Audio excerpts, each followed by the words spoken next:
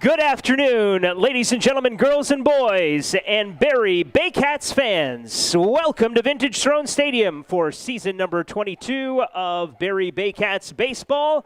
This afternoon's Intercounty Baseball League game is a playoff game, game 2 of the semifinals, and it features the visiting Kitchener Panthers and your Barrie Baycats. Here are today's starting lineups. First for the visiting Kitchener Panthers, playing right field and batting first, number 23, Jet Jarvis. Batting second in center field, number 49, Andy Leader. Batting third, the second baseman, number 66, Elliot Curtis. Batting fourth, playing first base, number 35, Liam Wilson. Batting fifth at shortstop, number 18, Raul Gonzalez. Batting sixth, playing third base, number 53, Marcel Lacasse. Batting seventh, the catcher, number 48, Junior Ibarra. Batting eighth, the designated hitter, number 88, Klaus Appelvich. And batting ninth, playing left field, number 21, Humberto Ruiz. Pitching this afternoon for Kitchener, number 67, Yamichel Perez.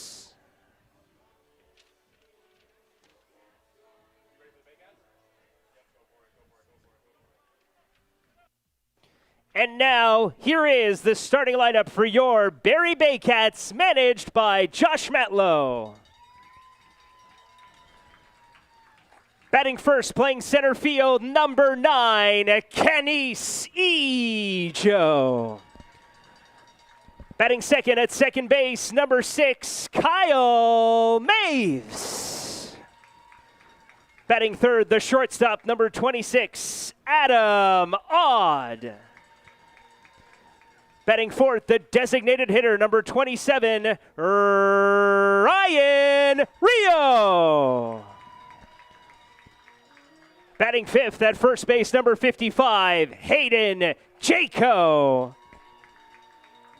Batting sixth in left field, number 4, Starlin Rodriguez. Batting seventh, the right fielder, number 17, Avery Tuck. Batting eighth at third base, number 8, Branfy Infante. And batting ninth, the catcher, number 3, Carson Burns. Pitching this afternoon for your Baycats, number 30, Juan Benitez.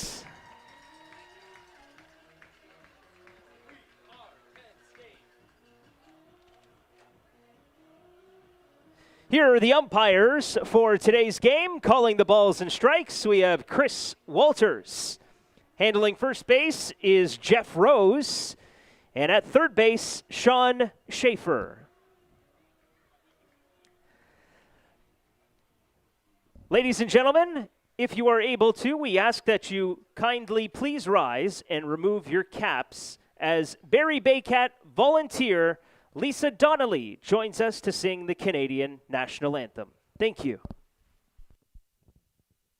Oh, Canada, our home and native land, true patriot love, in all of us command, with glowing hearts we see thee rise, the true north, strong and free.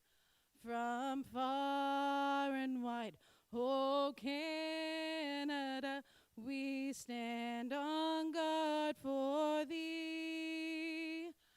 God keep our land glorious and free. Oh, Canada, we stand on guard for thee. Oh, Canada, we stand on guard for thee.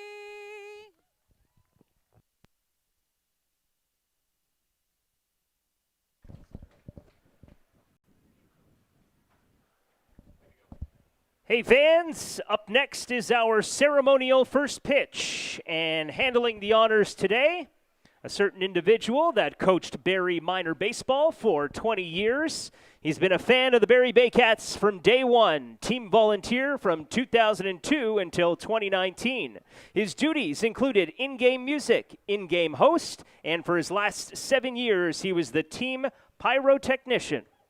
He moved to Moosonee at the end of 2019, where he continues to watch the games online and cheer for his hometown team. Ladies and gentlemen, please welcome John Donnelly to throw out the ceremonial first pitch.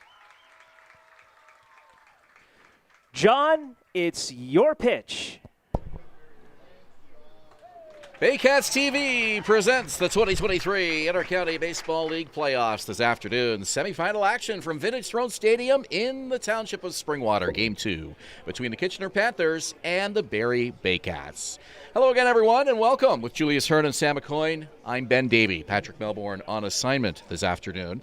The Baycats lead the series 1-0 on the strength of a nail-biter of a win yesterday at Jack Couch Park in Kitchener. Barrie held on for a 5-4 win, dodging a huge bullet. A 5-1 lead began to unravel on starter Frank Garces in the 6th inning. The Panthers added 3 to make it a 5-4 game heading into the 9th. Winning run came to the plate. The closer, Brandon Hillier, kept him from scoring, and a huge start to this series, Julius, for the Baycats, winning Game 1. Yeah, I think nail-biter might be an understatement, Ben. That was a huge win, closer than the Baycats would have liked to have seen that one finish off, but the offense for the Baycats is extremely hot throughout this entire postseason so far, and they're looking to keep that going today against the Panthers in Game 2. Here's the lineup for Bill Matish and the Panthers. Jet Jarvis back in the lineup after missing Game 1. He is in the leadoff spot and in right field, wearing number 36 today. Andy Leader, the center fielder, bats second. Elliot Curtis, the second base, bats third. Liam Wilson, the cleanup man, at first base. Raul Gonzalez, the hot-hitting shortstop, batting fifth. Marcel Lacasse, the former Baycat, at third, bats sixth. Junior Ibarra, the catcher, bats seventh. Klaus Appelvich is the DH today, batting eighth. And Humberto Ruiz is the left fielder, batting ninth for the Panthers. On the mound today for the Barrie Baycats is Juan Benitez, 30-year-old right-hander. Comes into the playoffs with a 1-0 record. 1-0 record. He had a tough loss against the Hamilton Cardinals in the first round. 7.10 ERA to that one start. But looking to bounce back here today in Game 2. Nice to see John Donnelly back at the ballpark here. I remember John's years volunteering with the Barrie Baycats, and you heard from Rob Daniels, our PA announcer, the various things that John did around the ballpark here for many years, including pyro. At one time, the Baycats had a fireworks show in center field after home runs and after wins, and it was one of the coolest things I've ever seen at an IBL game. Very professional, very slick. Maybe we'll have something like that again someday, you never know, but nothing beats a fireworks show after a home run or a team victory, and that was a big part of the Baycats' experience here for many years. And a nice job by Lisa as well, should mention that, doing our national anthem today. So nice to see both of them here at the ballpark. Lisa, of course, is around here quite a bit this season. Juan Benitez with the first pitch of the game, and it's a fastball for a strike. We're underway at 3:11 at Vintage Throne Stadium. Overcast sky and a heat warning in effect, not only here in Barrie, but across much of central and southern Ontario this weekend. It is a muggy Labor Day weekend here to wrap up the summer of 2023. Pitch from Benitez. It's low for a ball as Jarvis holds off. Jarvis is wearing Blake Jacquelin's number, so if you're wondering why he's not wearing the familiar number 23, not sure if he forgot his uniform or something. Maybe he spilled ketchup on it or something. Long fly ball. It's left field and under it. And making the catch is Starlin Rodriguez. Let's look at the defense for Barrie behind Juan Benitez today. In the field for the Baycats this afternoon, Starlin Rodriguez making that catch in left field. Kanice Ejo is the center fielder. Avery Tuck is in right field. Bramfi Infante at third base. Adam Ott is short. Kyle May is at second base with Hayden Jaco. Rounding out the infield at first with Carson Burns catching Juan Benitez. Yeah, Jarvis normally wears 23. He's got 36 on today, so we got to keep that in mind throughout the ball game. 36, of course, was Blake Jacquelin's number, but he's left the team and down in college, so. Andy Leader, the center fielder, to face Juan Benitez. And the 0-1 pitch. It's a curveball for a strike. Benitez quickly ahead, 0-2.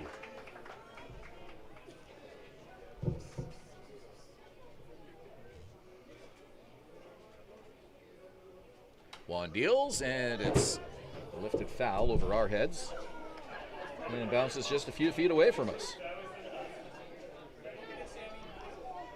Game time temperature today, 27 degrees. Feels like 34 with the Humidex. It's been a while since we've had a hot, muggy afternoon like this at the ballpark. Yeah, it felt much hotter, about a half an hour ago, and then the clouds covered up the sun a little bit.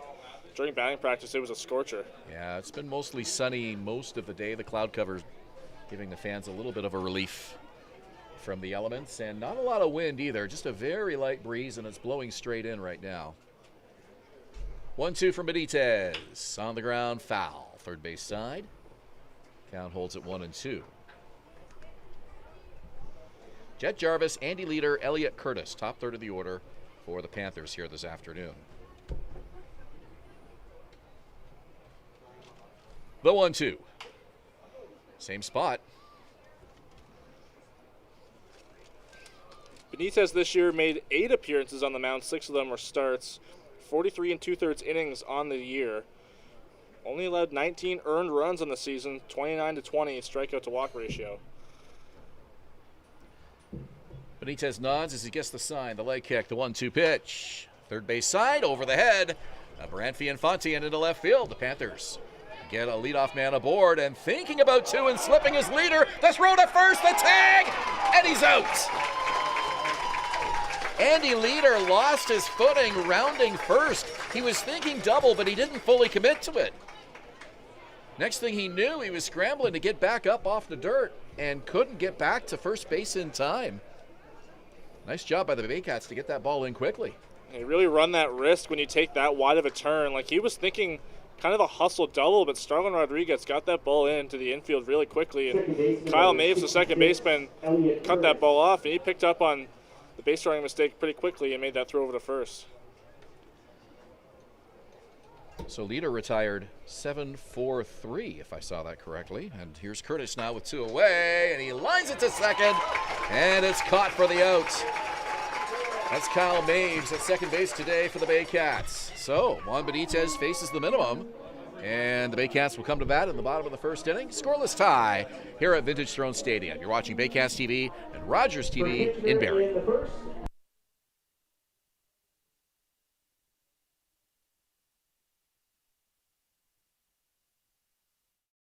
Premier North Windows and Doors is a proud supporter of the Barrie Baycats, locally owned and operated and specializing in window replacement and door installation. Simcoe County's #1 choice for windows and doors.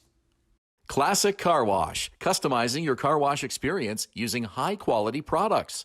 Their team of experts will make sure your car is shining like new when you drive away. Give your car the VIP treatment it deserves at Classic Car Wash in Barrie. The Collingwood Brewery at 10 Sanford Fleming, producing delicious lagers, ales, and seltzers since 2014. The proud home of the Baycats Brew. Check out their retail shop and tap room and select products at the LCBO, beer store, and grocery stores. Cheers and go Baycats! Hi, I'm Debbie Wilkes, owner of Insightful Living and licensed provider of Brain Echo Technology, which aims to calm and balance the brain. If any of these troublesome things are troubling you, then I'm talking to the appropriate person now.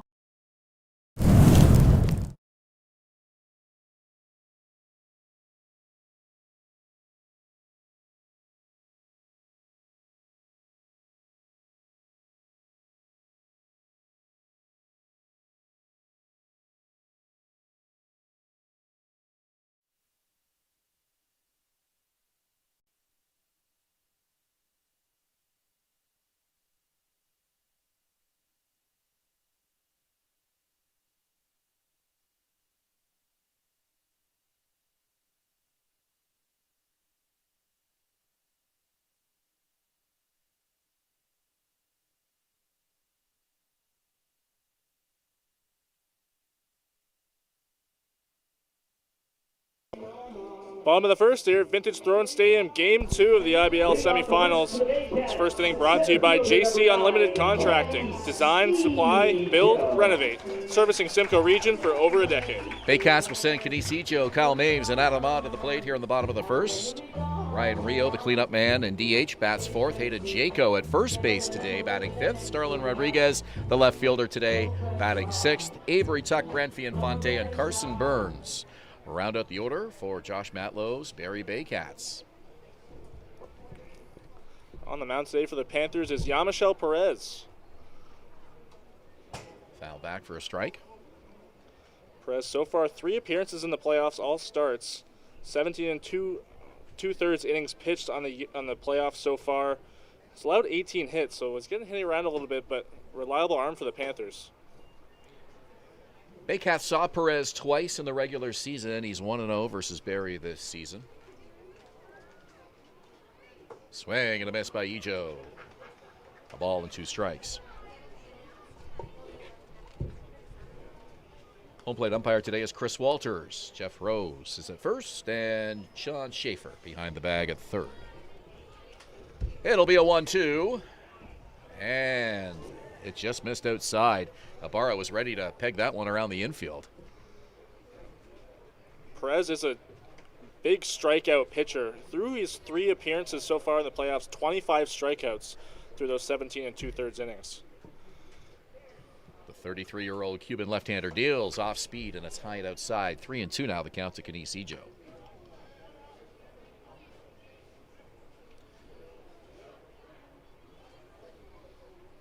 Good patience here by Ejo after falling behind in the count. Here's a 3-2 pitch to him, and it's ball 4. Baycats get the leadoff man aboard.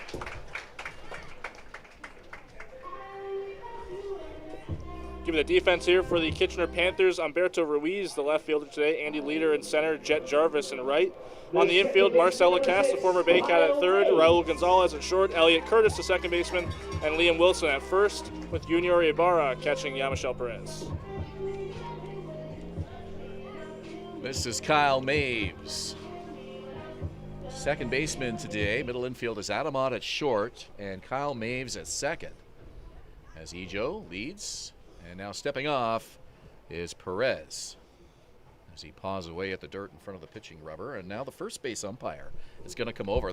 Both umpires are going to converge and have a chat here with Perez. And I'm not sure if he's concerned about the dirt on the mound. It looks like they're checking that.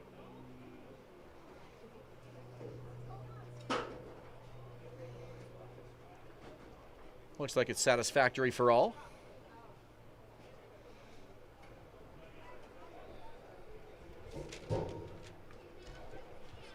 Usually don't see a pitcher complain about anything like that in the first inning. And drawing a throw is Ejo. Yeah, and I'm not sure if Perez called the umpires over or if they went over there on their own, but in any event, the landscaping is complete, and hopefully everything is adequate and safe for Perez. That footing is so important for a pitcher. Maves bunts. It's down the line, foul.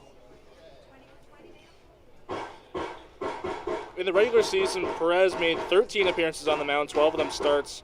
Put up 73 1/3 innings on the regular season, 71 strikeouts on the year as well. So definitely a guy you need to watch out for his stuff. He was the Panthers' ace throughout the regular season. Kenise Ejo led this team in steals in the regular season. Had 26 of them, was caught just twice. Does not go. The pitch. It's a called strike with Maves showing bunt again. Drawing in third baseman Marcel Lacasse. Those 26 steals from Ejo were Barrie Baycats' single season record. Yeah, and he got to, I think, almost 20 without being caught once. Yeah. And to think that he came into the into the Baycats team about a month into the season as well. Here's the pitch. Swing and a miss. Maves took her up, couldn't connect, one down.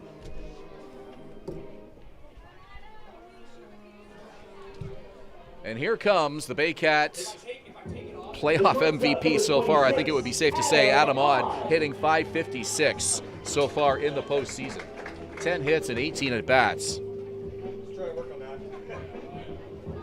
Baycats have had a number of guys really step up their game here in the postseason, but none more so than Ott.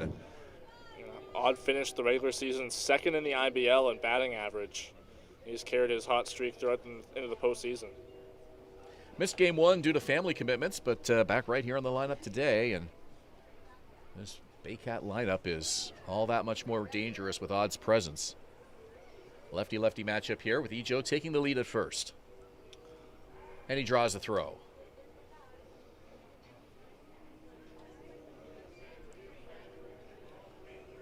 Odd in the regular season at .390 with 6 home runs and 13 doubles. Big power bat here for the Baycats. 1-0 pitch. Called strike. Ijo looks like he's struggling to get a good read off Perez. I've noticed the last couple of pitches he's sort of retreated back to first as Perez has started his delivery, and normally that's when you want to be taking that secondary lead. Always tough to pick up a left-hander, especially one that can hold you on the way Perez can. There he goes. Here's the pitch. It's fouled back. Looked like kind of a late jump there from Kenise Ijo. He really had to make sure that Perez was going to the plate. Yeah, it was a late jump, but it was a good one. Odd protecting the plate. The Baycats do that a lot. They put the man in motion and give the guy at the plate the green light. And that was the game plan there. 1 ball, 2 strikes now. Ijo has the oven mitt on the hand at first. There he goes. Swing and a miss. 2 strikeouts for Yamichel Perez. And here's cleanup man Ryan Rio.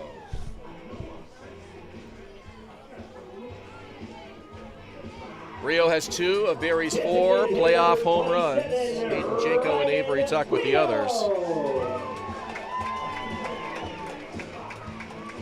Ryan Rio hitting both of those in Game 1 yesterday. Extremely important in getting the Baycats to a Game 1 win.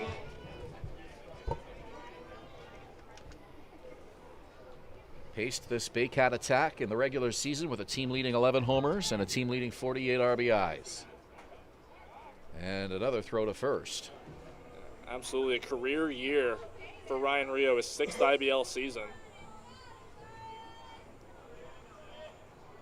Lots of open room on the left side for Rio if he can get up between third and short here. Here's the pitch, runner goes. And the throw down, the head first slide, not in time. The pitch was a ball to Rio. Kenise Ijo with a steal, and he's in scoring position now with 2 away. That was much closer a play than I expected it. The catcher, Ibarra, didn't even stand up to make that throw. He made that throw from his knees and made that play pretty close, but Ijo just getting in there safely.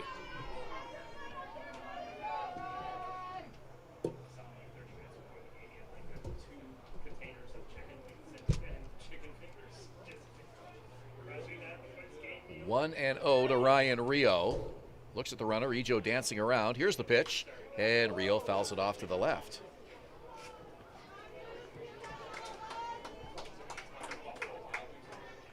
Even without the runner on, first baseman Liam Wilson really guarding that right field line carefully. He knows that's Ryan Rio territory. And that gives Rio a lot of room on the left side of the infield. Runner does not go after bluffing a start, and the pitch is inside. 2-0. 2-1, excuse me. It's really hard to shift on Ryan Rio because he can very easily go the other way. But you know when he's pulling the ball, that's where his power is going to come in. A lot of his base hits this year, just singles, been to the left side of the infield or outfield. Shortstop Raul Gonzalez is sneaking in behind him, but Elliot Curtis is probably 2/3 of the way over to first base. The leg kick and the pitch. And it's through. Into center field. They're going to send Ijo.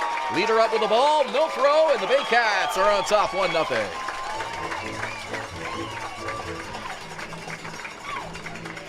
Well, we were just talking about it. The way that Rio, always dangerous at the plate, is able to force those infielders to shift around. And because Curtis was so far on the first base side, the second base position, that ball was way too far to his right to retrieve. That's a great piece of hitting. Knowing that he only needed a base hit to score Ijo from second, he found the biggest gap on the infield and just put the ball right through it. That's exactly what you expect a guy like that to do, and he came through. Josh Matlow at the on-deck circle chatting with Chris Walters.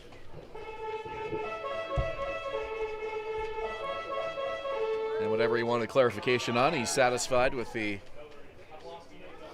response, and he'll head back to the Baycat dugout. So 1-0 Barrie on an RBI single by Ryan Rio.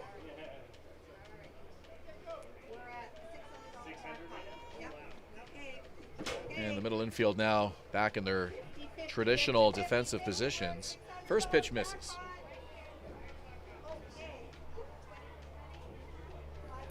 Perez in his first season in the IBL, he went 7-2 in the regular season. Last worked Wednesday night in London. That was that 6-0 Panthers win. Called strike at the outside corner, 1-1. Worked 4 shutout innings, but they were in relief, and he got the save coming on for Yadier Martinez. Allowed just 3 hits in that game.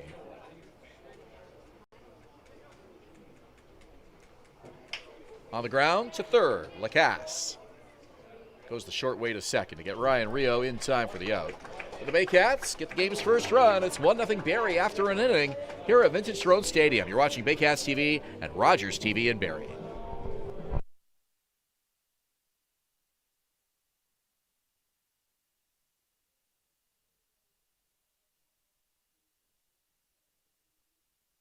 Danielle May Real Estate, supporting the Barrie Baycats and ready to help with all of your real estate questions. What is your home worth? Should you sell now or wait? Danielle is dedicated to your success. The next time you think real estate, think Danielle May. VMF Sportswear, the official jersey provider of the Barrie Baycats. High-quality, pro-custom uniforms using only the best quality fabrics. Custom apparel, excellent customer service, and community support. VMF Sportswear, Canada's trusted sportswear brand.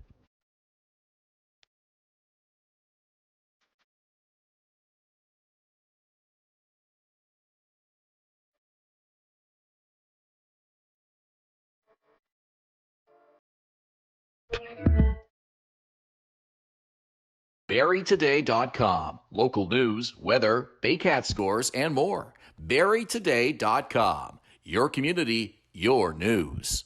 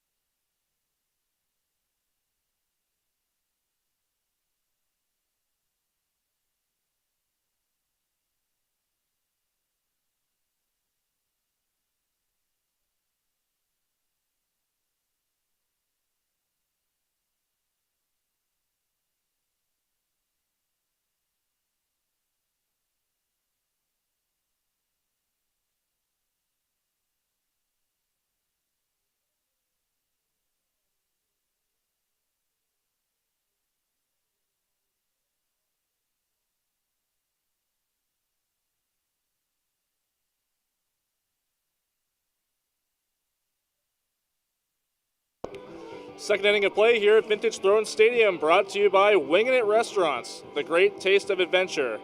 I kick it over to a third member of our broadcast crew, Sam O'Coin. Sam, what do you have for us? Well, Julius, here's some good news for Baycats fans. Malik Williams, who is currently wrapping up his season in the Frontier League with Trois-Rivières, is expected to rejoin the Baycats this Tuesday in Kitchener for Game 3. Malik had a hit and RBI in every game he played with Barrie this season, so the Baycats are definitely happy to get him back. Due up for the Panthers, Liam Wilson, followed by Raul Gonzalez and former Baycat Marcel Lacasse to face Juan Benitez here at the top of the second. Barrie on top, 1-0.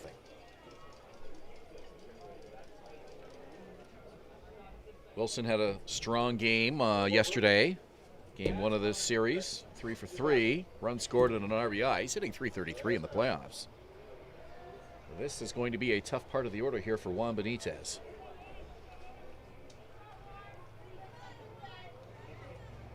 Panthers got a man on in the top of the first. Andy Leader with a base hit, but he had trouble rounding first and got hung out to dry on a good throw in by the left fielder Starlin Rodriguez and was tagged out trying to get back to first.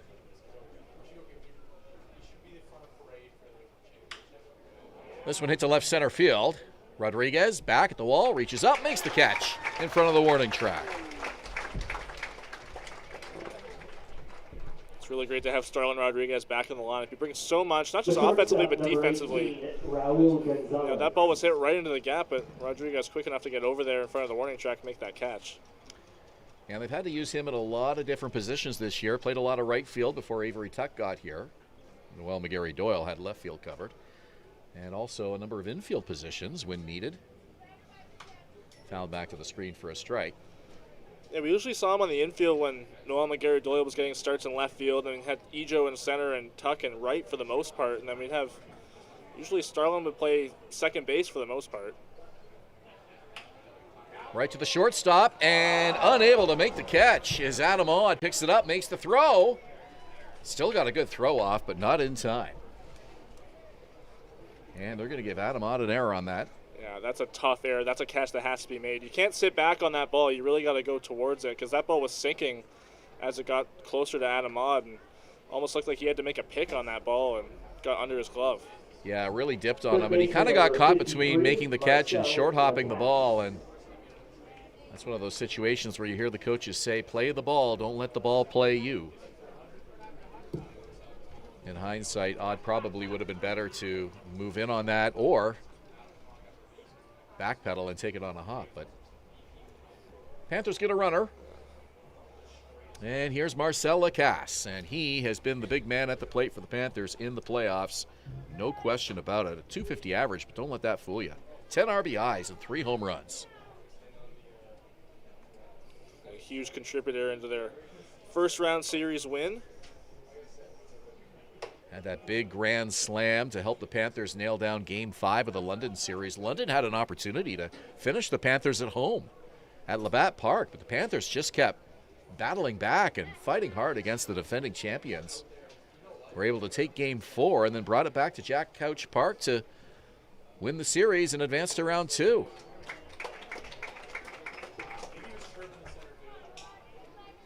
One ball and one strike to the former Baycat. Lacasse joined the Panthers on June 13th after starting the season with Barrie.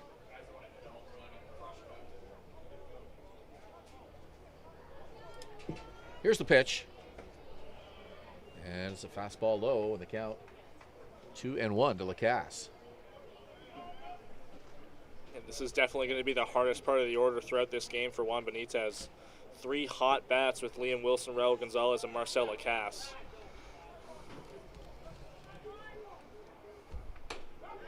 Inside, and the count is 3-1.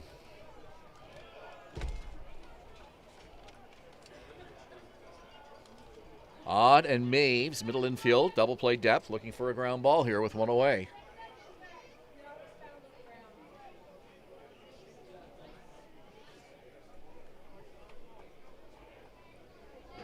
Benitez with a pitch. Called strike. Down goes Lacasse. He tossed the bat back to the dugout. Actually 3-2, excuse me. He thought he had ball 4. The count was 2-2, my apologies. Or 3-1, excuse me. The count was 3-1. Now it's 3-2 on that called strike. So that will continue the at-bat.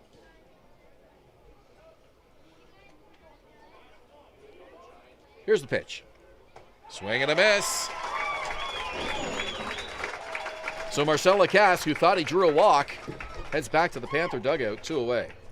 It was almost like Lacasse felt obligated to swing at that pitch. He really felt like he needed to protect the plate after going down to a full count.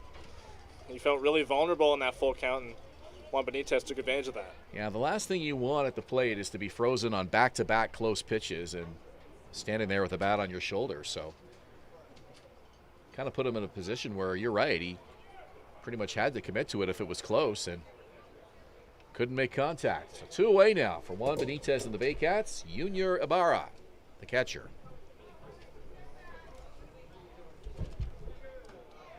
Called strike. Ibarra hitting .389 for the Panthers in the playoffs this year.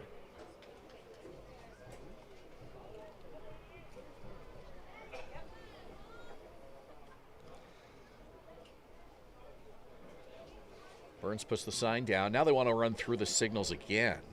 So time is called. Benitez steps off, and he'll get a fresh set of signals here with a runner on and 2 out in the inning. Navarro waggles the bat. Benitez deals, and it's low and outside. Gonzalez is getting a pretty good secondary lead at first base. Not a guy you typically see steal a base, but he's getting pretty far away from first on the delivery. Benitez gets the outside corner for a strike, 1-2.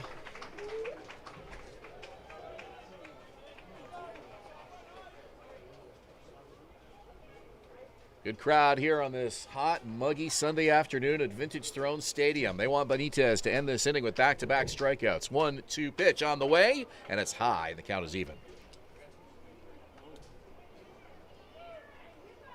This is game 2 of round 2 of the 2023 IBL playoffs. We're in the second inning, a 1-0 Baycat lead. Baycats up in the series 1-0. Benitez's pitch on the ground to first. And stepping on the bag is Hayden Jaco. Panthers strand a runner in the second. We go to the bottom half. Barrie up 1-0. You're watching Baycats TV and Rogers TV in Barrie.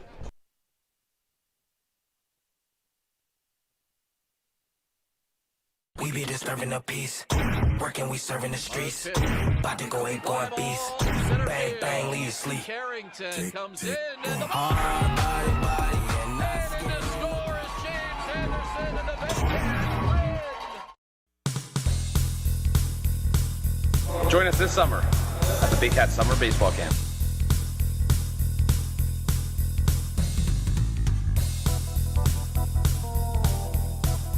See you this summer! At Domino's, mix and match any 2 or more pizzas and sides for just $8.99 each. Like when pizza night's more like pizza and lava cakes night, or pasta and stuffed cheesy bread night, or we're gonna need a bigger table night. Mix and match Canada's favorite pizza and more at Domino's. Classic Car Wash, customizing your car wash experience using high-quality products. Their team of experts will make sure your car is shining like new when you drive away.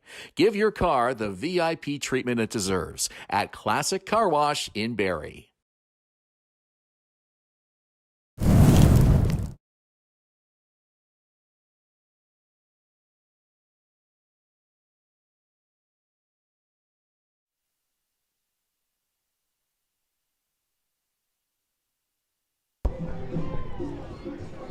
Ben Davy, Julius Hern, Sam McCoyne at Vintage Throne Stadium in Springwater Township. Game 2 of the second round of the IBL playoffs. Baycats on top 1-0 as we head to the bottom of the second inning. Starlin Rodriguez, Avery Tuck, Branfi Infante due to hit for Barrie here in the second.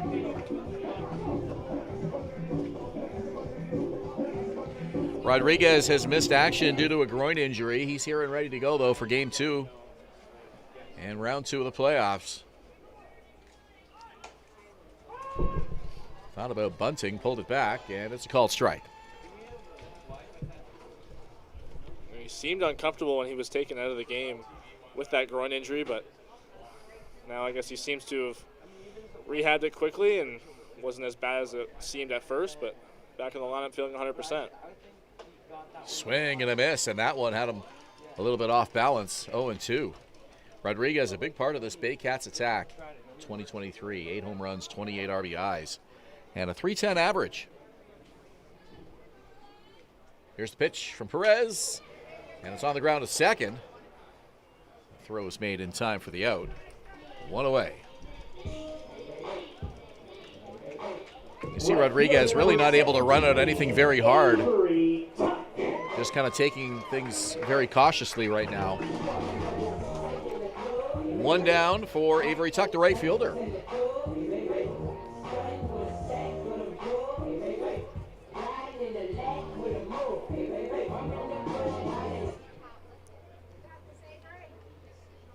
Tuck swings and misses for a strike. Avery Tuck's been really hot so far in this postseason and struggled a little bit in the regular season, but again, a guy, it seems like he could get hot in the postseason, and he has so far. He's behind here 0-2.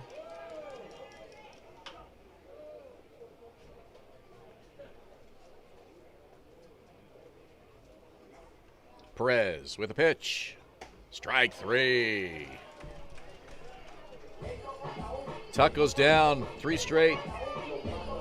And here's Baycat veteran Branfi Infante.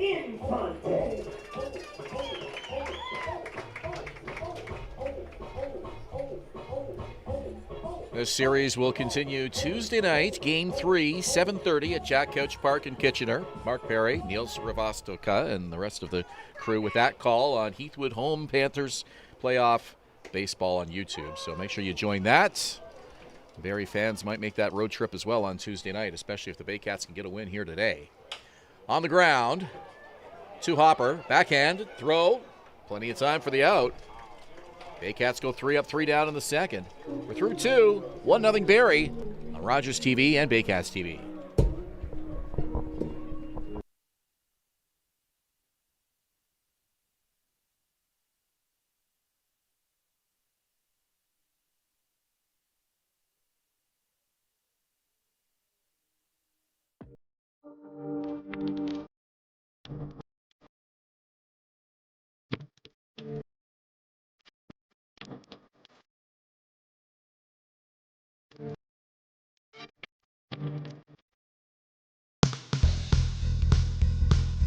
Join us this summer at the Baycats Summer Baseball Camp.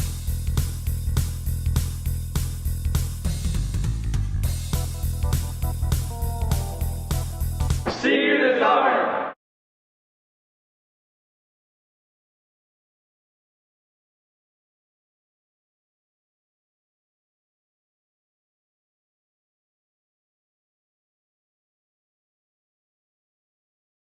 Danielle May Real Estate, supporting the Barrie Baycats and ready to help with all of your real estate questions. What is your home worth? Should you sell now or wait? Danielle is dedicated to your success. The next time you think real estate, think Danielle May.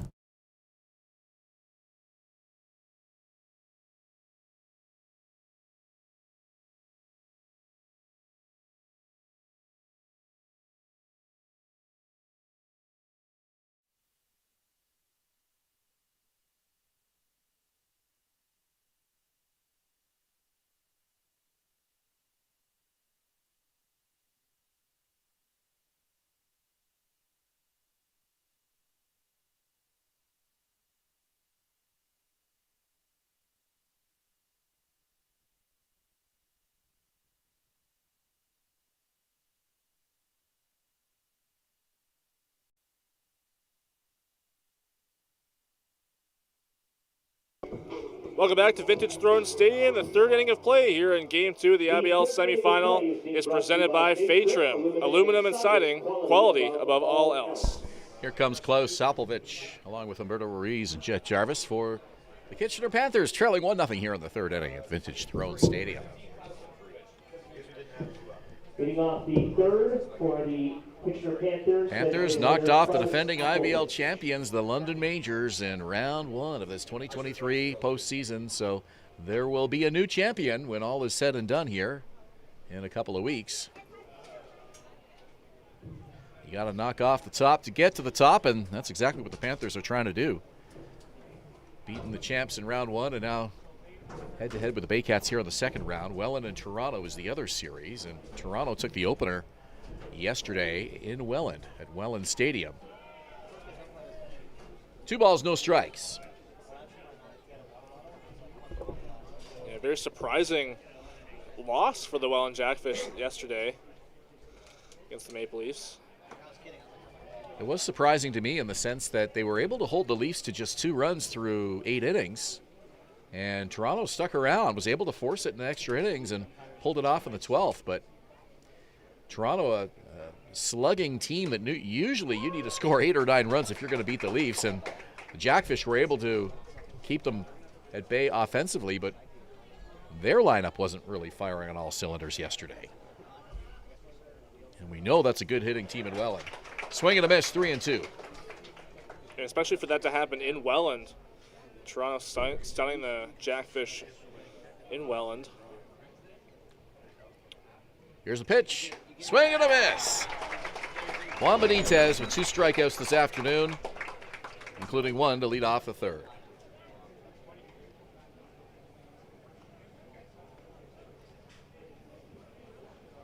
Humberto Ruiz will bat. He is the left fielder today for the Panthers.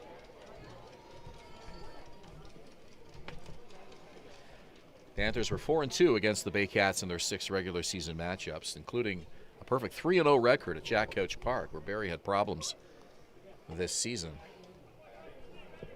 2 games that the Panthers lost were both here in Barrie, and they were very close scores. Baycats beat them 7-5 on June 10th and then 4-3 on July 22nd.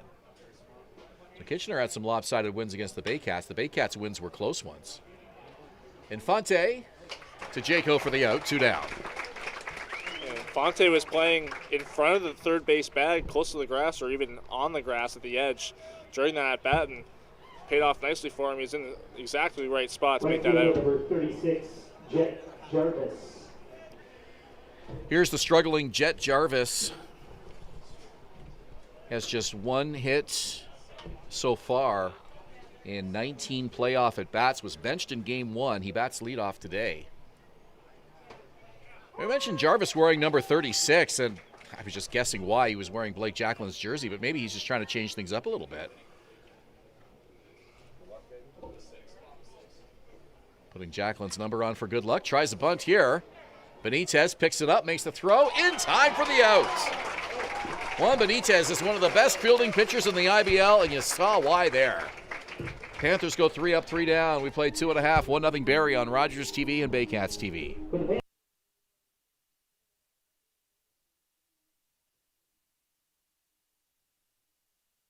The Collingwood Brewery at 10 Sanford Fleming, producing delicious lagers, ales, and seltzers since 2014. The proud home of the Baycats Brew. Check out their retail shop and tap room, and select products at the LCBO, beer store, and grocery stores. Cheers, and go Baycats! VMF Sportswear, the official jersey provider of the Barrie Baycats. High-quality, pro-custom uniforms using only the best quality fabrics. Custom apparel, excellent customer service, and community support. VMF Sportswear, Canada's trusted sportswear brand. 2 out, runners lead. There they go. Here's the pitch. This one rocked to right field. Want to come to a Baycats game? Check out our tickets at barriebaycats.com. Score at least 2. Tuck is in to score. Rio behind him. BarrieToday.com. Local news, weather, Baycat scores, and more. BarrieToday.com. Your community, your news.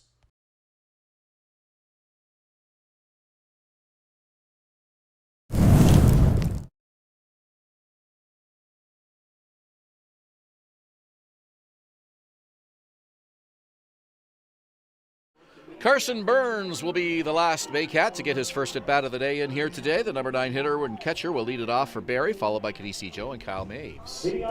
1-0 Baycats. Barrie striking on an RBI single by Ryan Rio in the first inning to score Canisijo.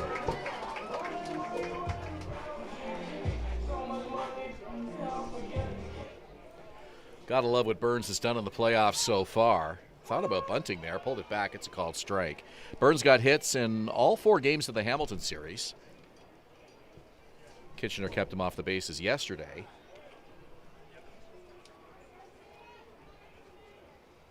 And has been called upon to handle catching duties with the departure of rookie Josh Cote to U.S. College. Burns has been behind the plate quite a bit, including today, along with Hayden Jaco.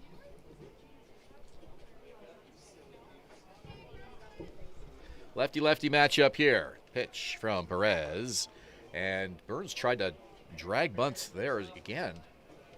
I saw him thinking about that twice in this at-bat. It's now 1-2. Well, Marcel Lacasse, the third baseman, even after the opening pitch where Burns showed bunt, he backed up to his regular third base depth, and I guess Burns trying to take advantage of that there.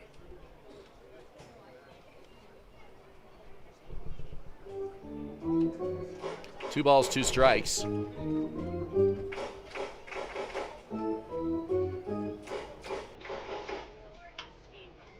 Pitch to Burns, swing and a miss.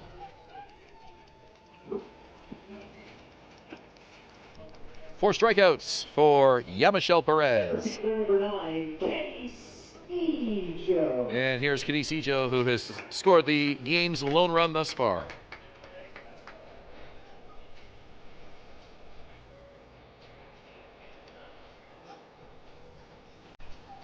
Yeah, Michelle Perez had 71 strikeouts this season to lead the Panthers, 7 wins to lead the club.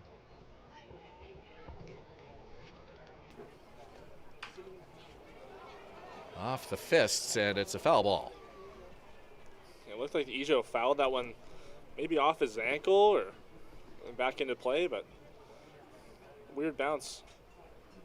That pitch jammed him, and he kind of swung over the top of the baseball and regroup his thoughts and step back into the box here with an 0-1 count.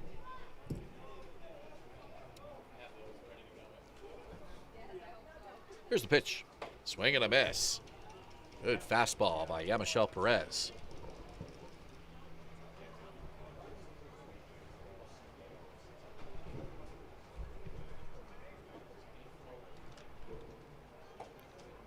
That one's low. 1 ball, 2 strikes.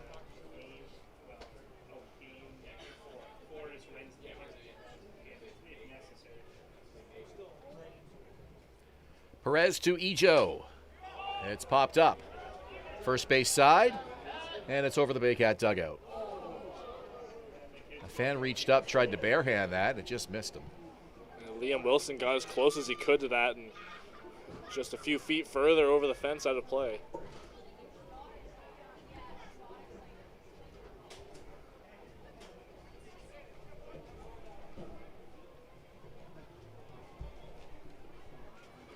One ball, 2 strikes as Ijo steps out.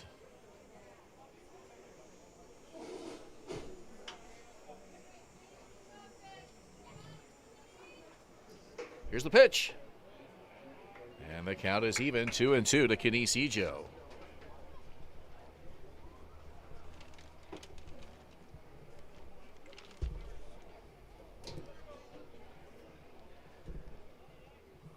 The 2-2. And it's fouled away again. Each team with just 1 hit so far here as we head to the bottom of the 3rd inning. And the Panthers base runner was able to get no further than first. They also had an error that they reached on in the 2nd.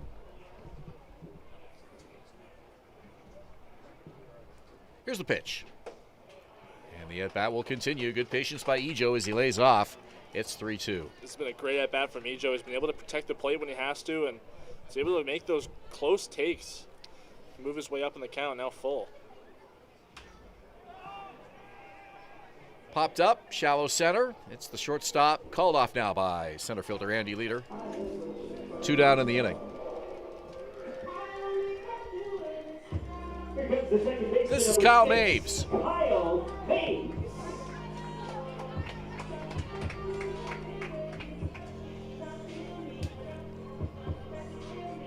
So if you count the fielder's choice that ended the 1st inning, Perez has now retired 6 straight.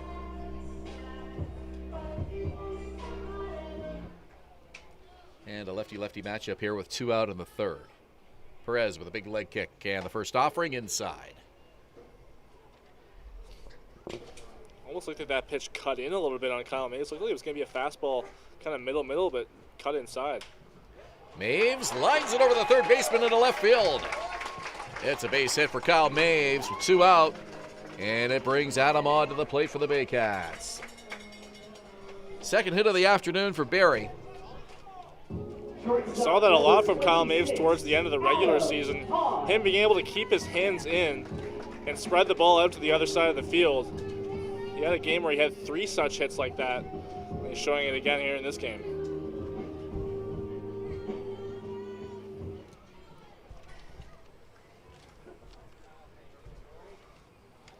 Pitch to Odd.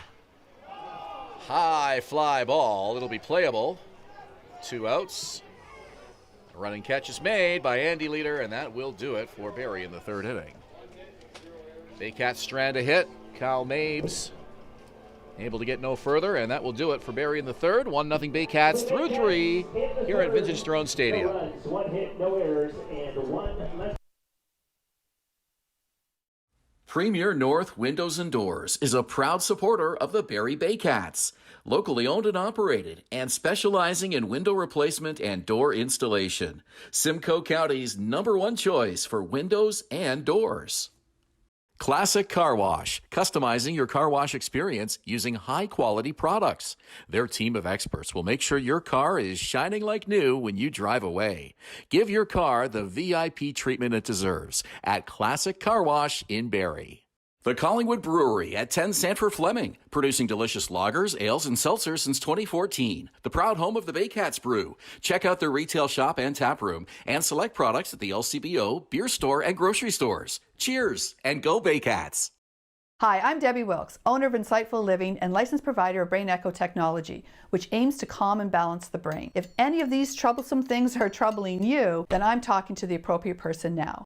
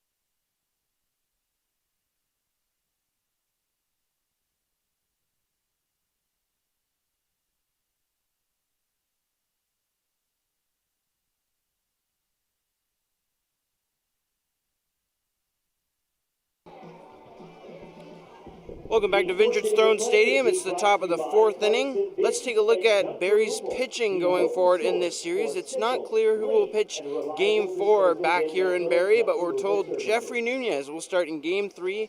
Manager Josh Matlow said things are still up in the air in terms of Barrie's starting pitching this series, so we'll have to wait and see what happens. Obviously, if the Baycats can win this game and then Game 3, they won't need to worry about it.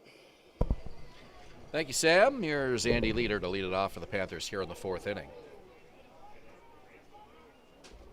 That one, I think, might have caught a piece of the umpire. Yeah, it's awful close to hitting Andy Leader.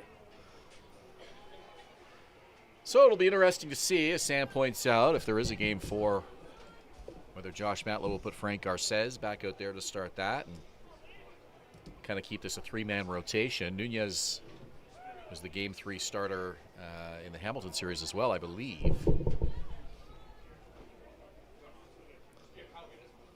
Game 3 again in Kitchener on Tuesday, and then Game 4, if necessary, back here on Wednesday. Fouled off right side. It'll stay in play. Excuse me. Avery Tuck over to catch that one along the line for the out. One down here in the fourth. So here's Elliot Curtis. Curtis came to the plate in the bottom of the ninth inning yesterday, representing the game-winning run, and came just a few feet away from walking it off. I heard Neil and Neil Sorowastika on the broadcast from Kitchener, along with Mark Perret, mentioning that they think the wind kept that one in the park. That's how close that ball came to leaving Jack Couch Park yesterday, and of course, that would have given the game an entirely different outcome, as Curtis would have been the winning run in that ninth inning. And like we mentioned at the top of the broadcast, Baycats extremely lucky to get out of that one with a win. Nail-biting ninth inning. And Curtis even did a bat flip. He thought that he had walked it off for the Panthers, and then quickly realized that that ball was going to hang up there for Avery Tuck to make the catch. He's 0 for 1 this afternoon.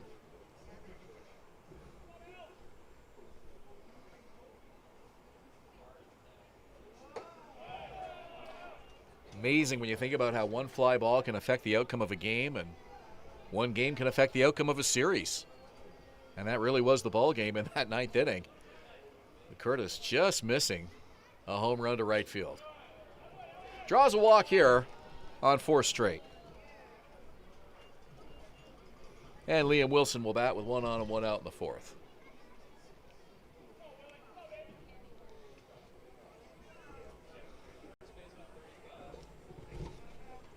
Last time he was up, Liam Wilson really got a hold of one out to left center field, but Starlin Rodriguez darted over there right in front of the warning track to make the catch and robbing Wilson of extra bases in the gap.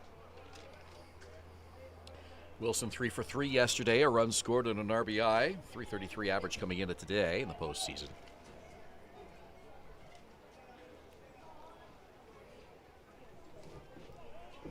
Curtis draws the throw, he's back head first.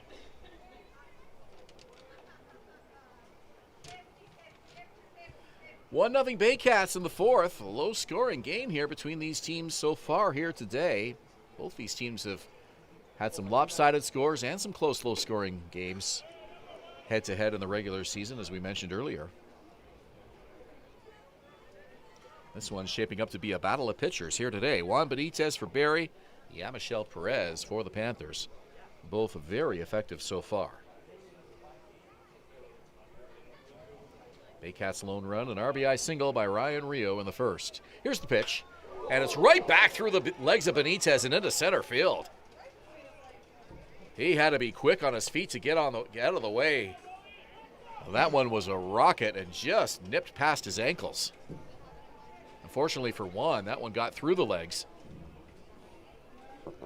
Yeah, Juan's a really athletic guy and had to act extremely quickly to get out of the way of that one and managed to go right through his legs, and unfortunately for him, into center field for a base hit.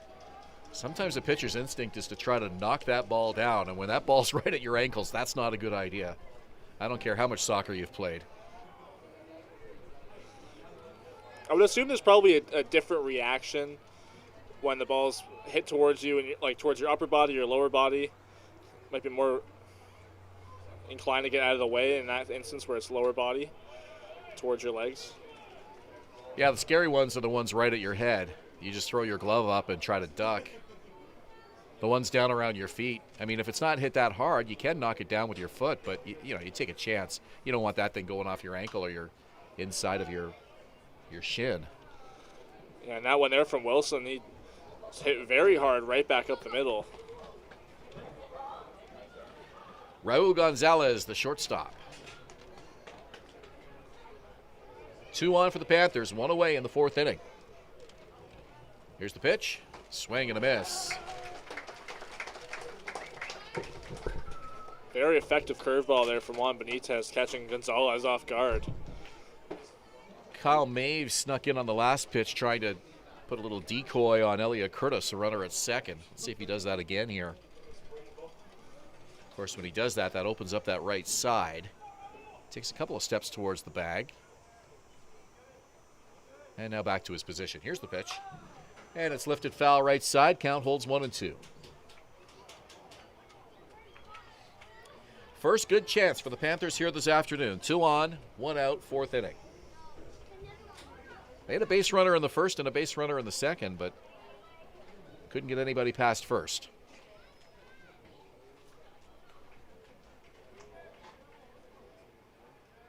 Here's the pitch. And it's lifted to left, or right field, excuse me. Tuck made by Tuck, and he'll throw it in. It's a high throw. Benitez there to back it up, and the runners have to stay put. Good job by Juan Benitez to be in the right spot there to back up that high throw. Incoming from Avery Tuck. 2 out in the inning now for Marcel Lacasse. Yeah, Elliot Curtis bluffed Avery Tuck a little bit, looking like he was going to tag up from second and go to third, and Tuck felt like he had to make that far throw from right to third. Third baseman number 53. Well, with that bad throw, if Curtis had have committed, he would have got there. Was able to draw a bad throw, but couldn't get any further. Benitez there with a nice job to back that up. So 2 on, 2 out now. And here's Marcel Lacasse.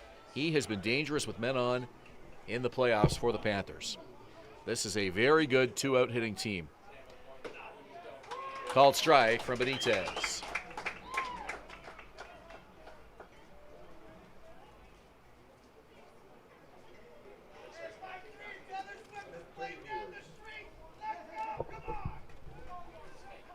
Benitez checks the runner, the leg kick, 0-1 pitch.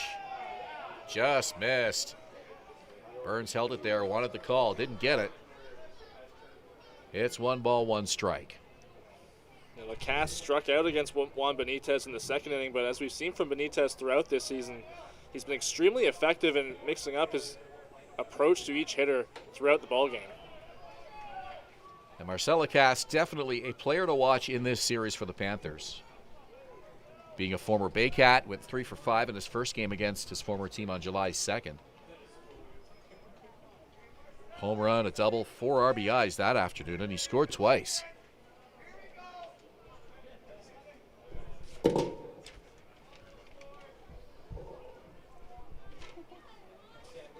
Two balls, one strike to Marcel Lacasse. Juan Benitez gets the sign from Burns, comes set, checks the runner.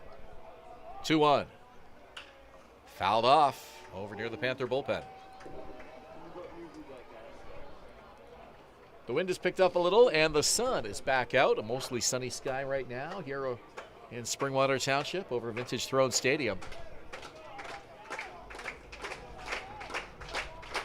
And the crowd getting the applause going here for Juan Benitez. 2 strikes and 2 outs in the 4th. Pitch to Lacasse. It's high, and it's off the glove of Burns, and the runners will advance. So that puts 2 in scoring position for one of the Panthers' hottest hitters. And how important is this 3-2 pitch going to be? First base is open, so I wonder if Benitez will maybe not give Lacasse much to hit here. You've got Junior Ibarra on deck. 2 outs. 3 balls, 2 strikes.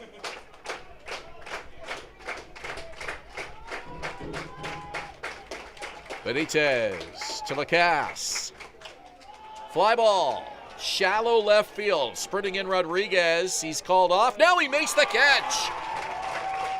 Oh, that had everybody gasping as Adam Odd went running back there as well. And it looked like maybe he was trying to call Rodriguez off, but Starlin makes the catch, and that does it. Crisis averted for Juan Benitez and the Baycats. Panthers strand 2. We go to the bottom of the 4th. Barrie still on top, 1-0. You're watching Baycats TV and Rogers TV in Barrie. We be disturbing the peace. Working, we serving the streets. About to go ain't going beast. Bang, bang, leave you sleep. Carrington comes in, and the score is James Anderson, and the Baycats win. Join us this summer at the Baycats Summer Baseball Camp.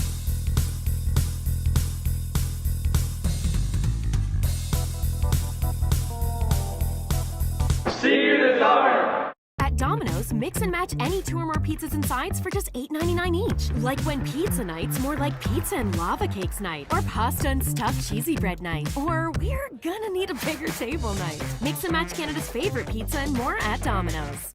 Classic Car Wash, customizing your car wash experience using high-quality products. Their team of experts will make sure your car is shining like new when you drive away. Give your car the VIP treatment it deserves at Classic Car Wash in Barrie.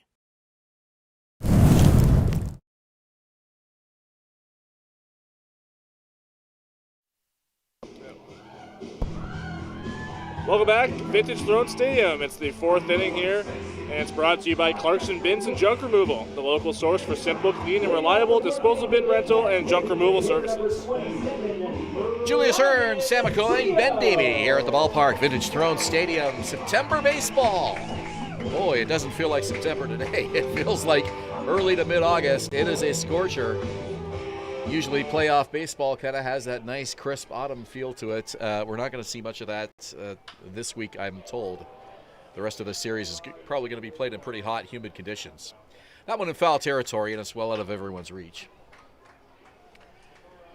And Baycat fans breathing a sigh of relief after that fly ball to shallow left field with 2 Panthers on and Starlin Rodriguez charging it. Adam Odd going back on it as well.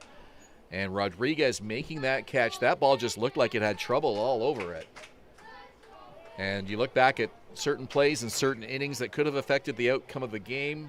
Well, look back and see, but that might be one that the Panthers will look back on. Yeah, Adam Odd, lucky that he didn't collide into Starlin Rodriguez there. He's got to let the outfielder take charge on that ball It's so much easier for an outfielder who's coming in on the baseball to make the play rather than an infielder who's going back on it. And I think Odd realized that at just the last second and was able to pull up and get out of Rodriguez's way, because you're right, he is the man to make that catch in that situation. At the same time, not knowing how close Starlin was to it, I mean, the communication is so important on a play like that, especially with 2 outs. And you've got runners circling the bases. 1 ball, 2 strikes. Ryan Rio at the dish. So that ended up being a huge play to end the top half of the 4th inning and keep this a 1-0 game. Pitch, fouled away. Ryan Rio's fouled a lot of pitches off the other way in this at-bat so far, and picking up a lot on what Perez has to offer. Strike 3. Into the glove. And there's 1 away. Jaco now to bat. Yamashel Perez looked like he was not quite quick pitching Ryan Rio there, but he was working very quickly in between pitches. Like, he already knew what he wanted to throw going into that 2-strike pitch that ended up striking out Ryan Rio. Perez is retired 8 of 9. A single from Kyle Maves in the 3rd inning. The only hit since the fielder's choice from Hayden Jaco, which ended the 1st inning. And here's Jaco to bat now for the 2nd time today.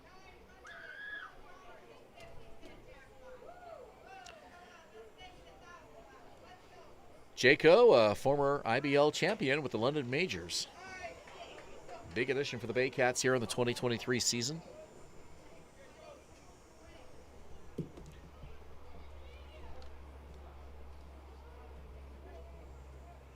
Two-0 pitch. Strike. 2-1 now to Hayden Jaco, the first baseman.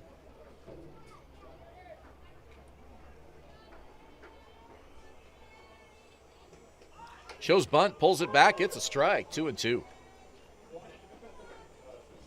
Baycats have had at least 3 players up there, at least thinking bunt in their plate appearances today. Low-scoring game. Both these sides just trying to get some base runners here. 2-2 on the ground. Taken on the second hop by the shortstop. The throw over from Gonzalez is in time. 2 outs here in the 4th inning. Yeah, I think with the Baycats players showing bunt, they're noticing that their corner infielders for the Panthers are playing back more so than they would usually see against some other teams in the IBL, but they're trying to take advantage of that if they can make contact on a bunt. We've seen players like Kyle Maves make a surprise bunt attempt and reach with base hits, doing that with surprise. And Carson Burns was up there thinking bunt as well in his previous at-bat. 2 outs here in the 4th. Yamashel Perez really finding his groove here. This one left side, taken by the third baseman. Lacasse makes the throw in time for the out. Baycats go 3 up, 3 down for the 2nd time this afternoon. We've played 4 innings. It's a 1-0 Barrie lead on Rogers TV and Baycats TV. For the Baycats in inning number 4, no runs, no hits.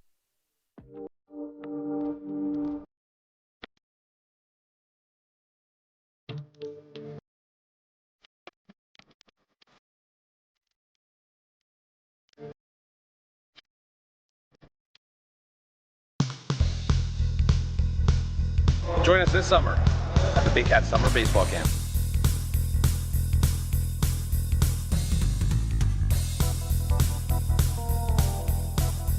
See you this summer!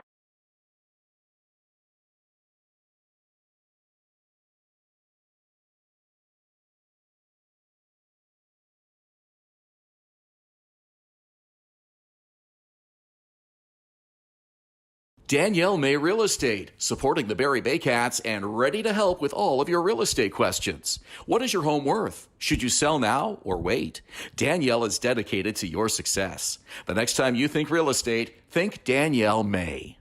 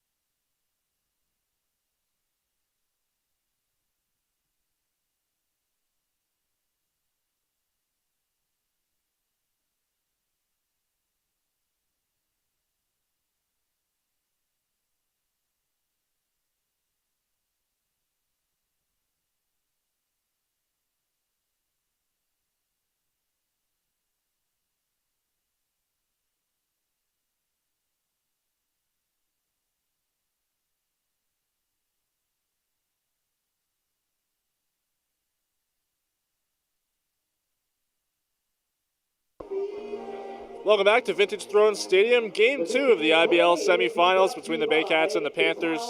Baycats lead this game and the series 1-0.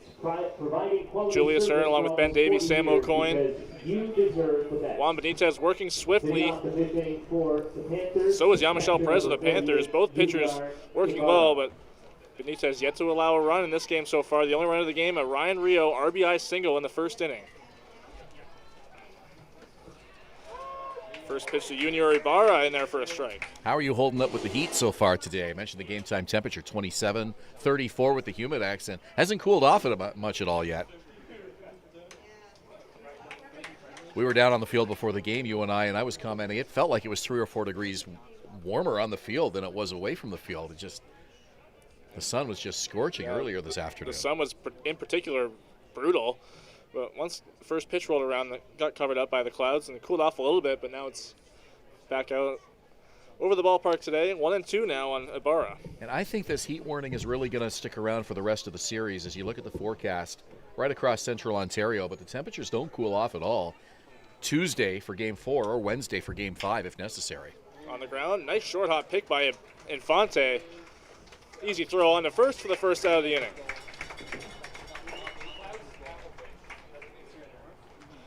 Yeah, we saw that heat warning come into effect yesterday evening for this area, and yeah, like you said, it's not going to waver for the next couple days, and it might factor into the game in Kitchener on Tuesday and the game here on Wednesday. Yeah, just to correct myself, sorry, Game 3 is Tuesday, Game 4, if necessary, is Wednesday, not Game 5, but that fourth game is here at Vintage Throne Stadium, and that looks like another muggy night as you look at the long-range forecast. Really, it'll be Thursday before things cool off. Klaus Applovich grounds it to second. Kyle Maves there, scoops it up and makes the play for the second out of the inning. The good news, though, no rain in the forecast with this heat warning. We may get some rain to cool things off after 3 or 4 days of this, but we should be able to get this series in without any weather-related stoppages, and that would be something new for these teams that seem to have the rain affect a number of games this season, specifically one in Kitchener that I think was rescheduled twice before they could finally complete it. Late July, early August was, in particular, quite bad for weather. A lot of games had to be postponed in that period of time. Number 9 hitter Humberto Ruiz sees the first pitch ball. Got to say, this grass here at Vintage Throne Stadium is as good as I've seen in my years covering the Barrie Baycats. Normally it starts to get a little bit yellow. You get that crispiness out there, but the grass out there is just beautiful. Yeah, we were talking about this pregame, and yeah, I agree. Usually we start to yellow up, and it's been a lot of moist weather so far this summer. As a bunt right back to Benitez. He scoops it up in a quick 1-2-3 inning for Juan Benitez, maintaining a 1-0 Barrie lead. We head to the bottom of the 5th. You're watching Baycats TV and Rogers TV in Barrie.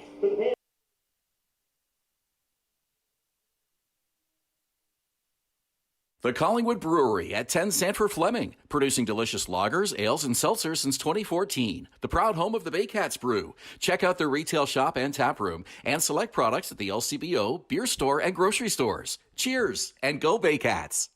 VMF Sportswear, the official jersey provider of the Barrie Baycats. High-quality, pro-custom uniforms using only the best quality fabrics. Custom apparel, excellent customer service, and community support. VMF Sportswear, Canada's trusted sportswear brand.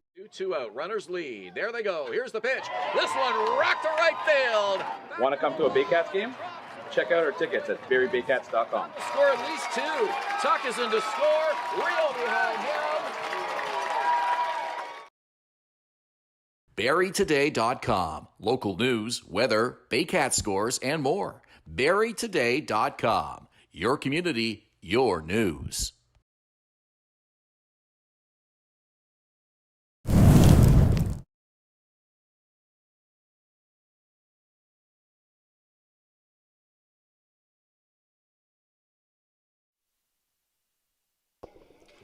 Welcome back to Vintage Throne Stadium. Bottom 5 here, with the Baycats leading the Panthers 1-0. This 5th inning brought to you by Ital Paving for all your residential, commercial, and industrial paving needs, providing quality service for almost 40 years because you deserve the best. Avery Tuck will step in. Bottom of the order for the Baycats in this 5th inning. Tuck, Infante, and Carson Burns. All three looking for their first hit of the ballgame. First pitch to Tuck, fouls off out of play. Tuck, 20 regular season games for the Baycats. A little bit slow getting started, but excuse me, there we go. Avery Tuck, 20, as I was saying, 20 regular season games for the Baycats. A little bit of a slow start, but he heated it up near the end of the regular season. And they're really looking for him to catch fire here in the playoffs. Tuck down 0-2 as that one catches the outside part of the plate. Jean-Michel Perez, 5 strikeouts on the afternoon so far. And that one outside, 1-2. Perez just rolling along here. Kyle Maves, the only base runner for the Baycats since the fielder's choice ended the first inning. 1-2 pitch to Tuck in the dirt, 2-2. And this is a Panther lineup that has really lit it up offensively against the Baycats on occasion this season. We mentioned a couple of really lopsided scores that were in Kitchener's favor. We're getting a gem from Juan Benitez here today. Certainly don't want to let that go to waste.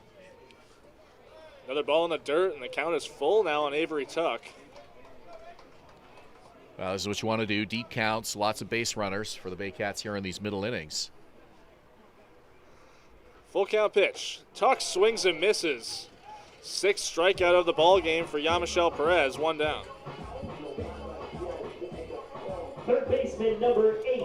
Tough day at the plate for Tuck with a pair of strikeouts, and that one he just kind of waved right through. Infante now will bat. He's 0 for 1 today. That was also the 2nd strikeout of the game for Avery Tuck. Branfy Infante steals the first pitch outside for a ball. The bottom half of the Baycat lineup, 5 through 9, is 0 for 8 combined so far this afternoon. That's not good.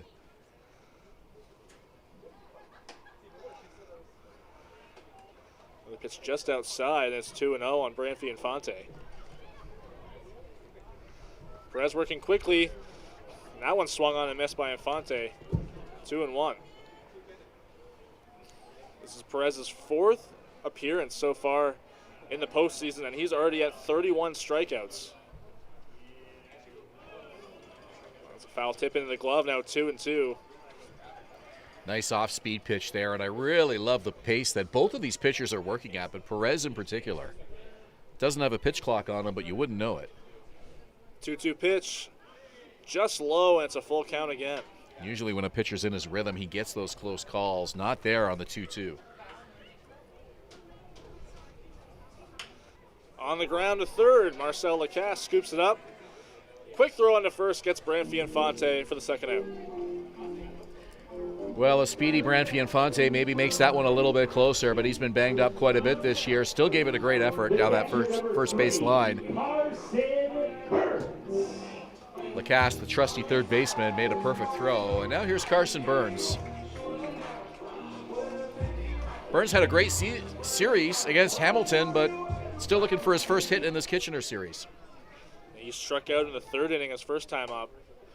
That first pitch upstairs.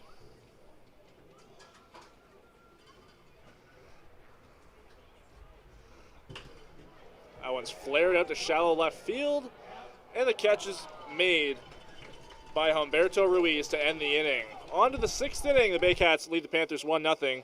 You're watching Baycats TV and Rogers TV in Barrie.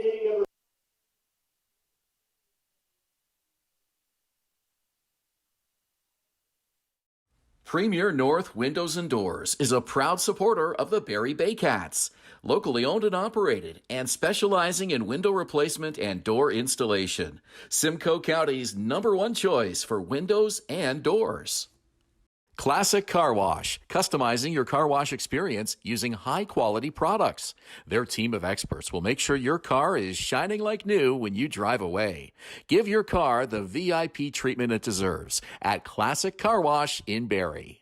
The Collingwood Brewery at 10 Sanford Fleming, producing delicious lagers, ales, and seltzers since 2014. The proud home of the Baycats Brew. Check out their retail shop and tap room, and select products at the LCBO, beer store, and grocery stores. Cheers, and go Baycats! Hi, I'm Debbie Wilkes, owner of Insightful Living and licensed provider of Brain Echo technology, which aims to calm and balance the brain. If any of these troublesome things are troubling you, then I'm talking to the appropriate person now.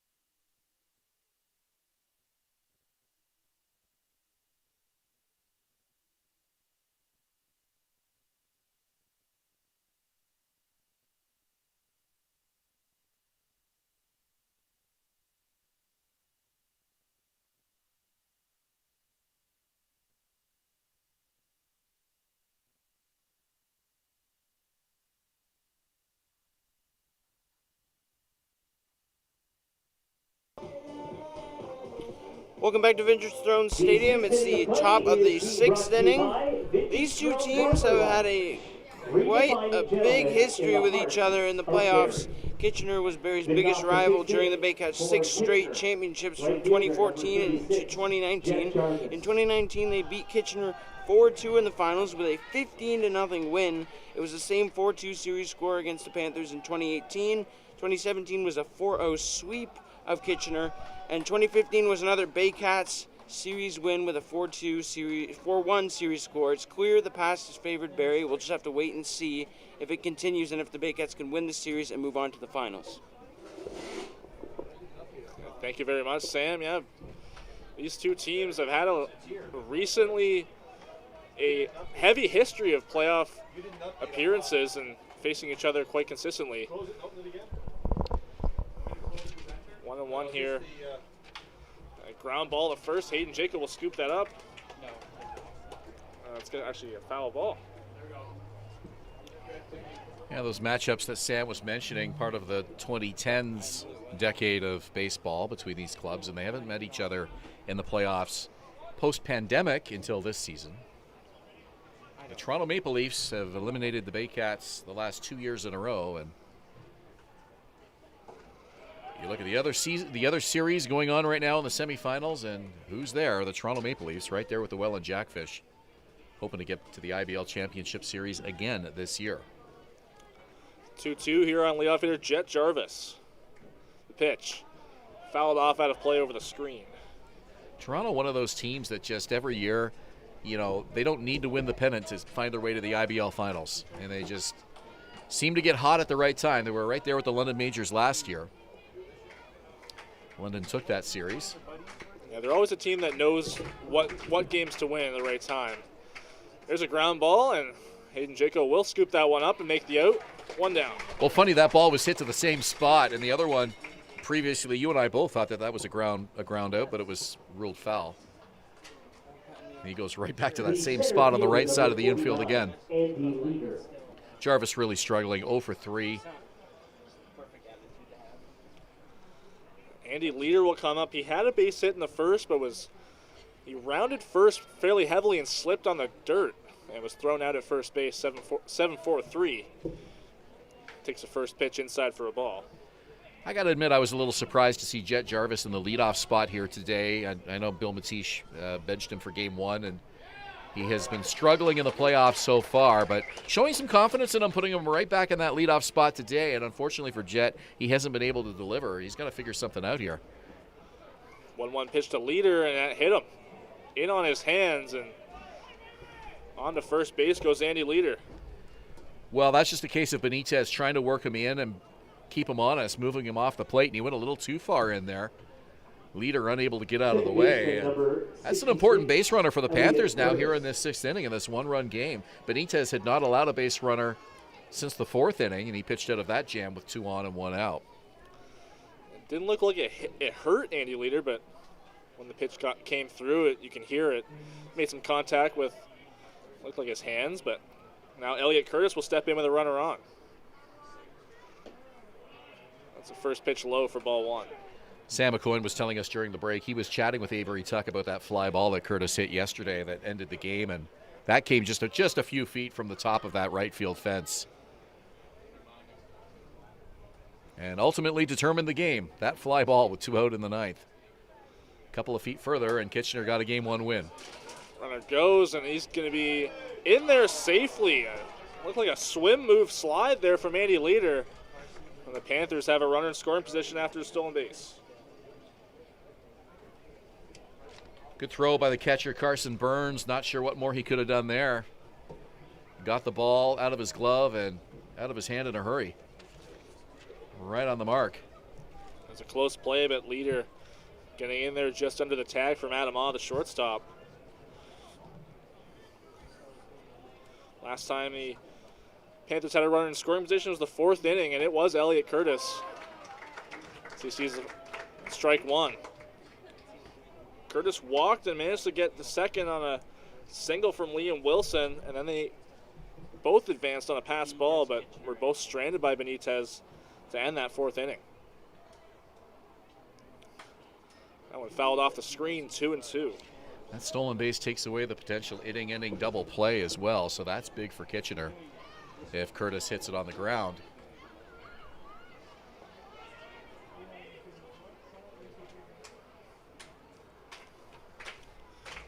Benitez looking for the sign from Carson Burns. He comes set.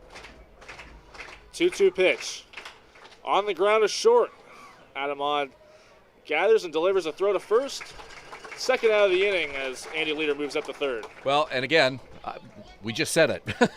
The stolen base took away the double play because that would have been a tailor-made 6-4-3 to get Barrie off the field. So that makes that stolen base by Andy Leader all the more huge as he's at third base now with 2 out instead of the Baycats being off the field.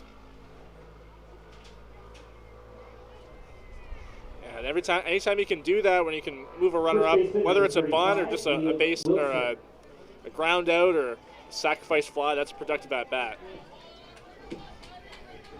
Well, Wilson's got to put the ball in play here with 2 out. A fly ball won't do the job, so. Wilson's hit the ball hard both times he's been up. He's 1 for 2. He had that single in the 4th inning. That one went right through the legs of Juan Benitez. Really hard hit ball. In the 1st inning, he had one that went to the left center field gap, but Rodriguez, the left fielder for the Baycats, made a nice catch ranging over.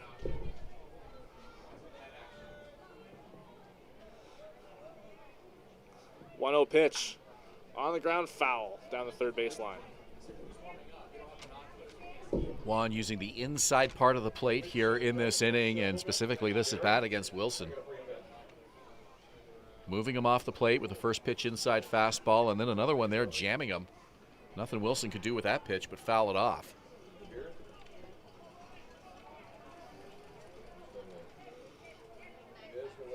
Huge plate appearance here for Liam Wilson and likewise for Juan Benitez. The pitch low in the dirt, and Andy Leader's coming home, and he will make it there. Great heads-up base running there from Andy Leader, tying the game for the Kitchener Panthers. It's 1-1. Well, Burns got to the ball quickly. He had it in his hand. He couldn't get it out of his hand, and Benitez was there. He came off the mound in a hurry, but a great break by Andy Leader from third, who had a pretty good secondary lead to begin with. As soon as he saw that ball get away from Carson Burns, he came flying down that third base line and was able to get in, and Burns unable to get that play at the plate. This game is now tied. Andy Leader, a very strong and smart base runner. You can tell he was anticipating a scenario like that happening, and he was prepared for it, getting a great secondary lead at third base. Clean slate here for Juan Benitez facing Liam Wilson. That one shot out to right center field, but Avery Tuck settles under it, makes the catch to end the inning. But the Kitchener Panthers tie the ball game. We head to the bottom of the sixth, 1-1 between the Panthers and Baycats. You're watching Baycats TV and Rogers TV in Barrie. Danielle May Real Estate, supporting the Barrie Baycats and ready to help with all of your real estate questions. What is your home worth? Should you sell now or wait? Danielle is dedicated to your success. The next time you think real estate, think Danielle May. VMF Sportswear, the official jersey provider of the Barrie Baycats. High-quality, pro-custom uniforms using only the best quality fabrics. Custom apparel, excellent customer service, and community support. VMF Sportswear, Canada's trusted sportswear brand.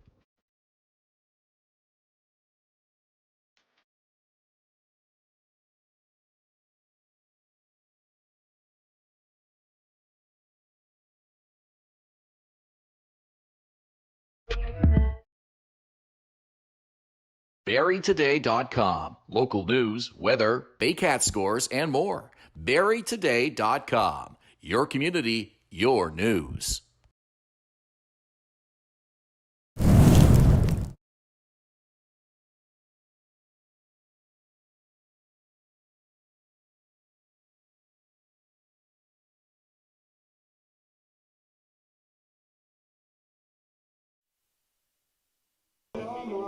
Sixth inning of play here at Vintage Throne Stadium, and it's brought to you by Vintage Throne Barber Lounge. Experience the tradition of quality service in a relaxed environment. Redefining gentlemen in the heart of Barrie. 1-1 the score here between the Panthers and Baycats on some heads-up base running by Andy Leader. Stealing second, moving up on a ground out, and then scoring on a wild pitch from Baycats starter Juan Benitez.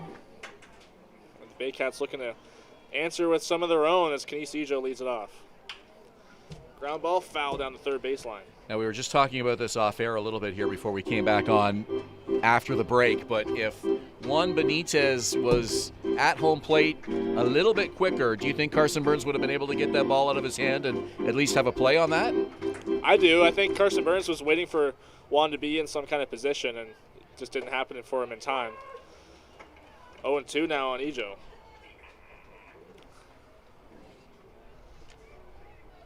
Well, again, give Leader a ton of credit because it was the stolen base that got him to third.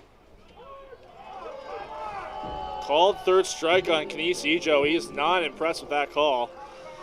A huge first out for the Panthers. 7th strikeout for Yamichel Perez.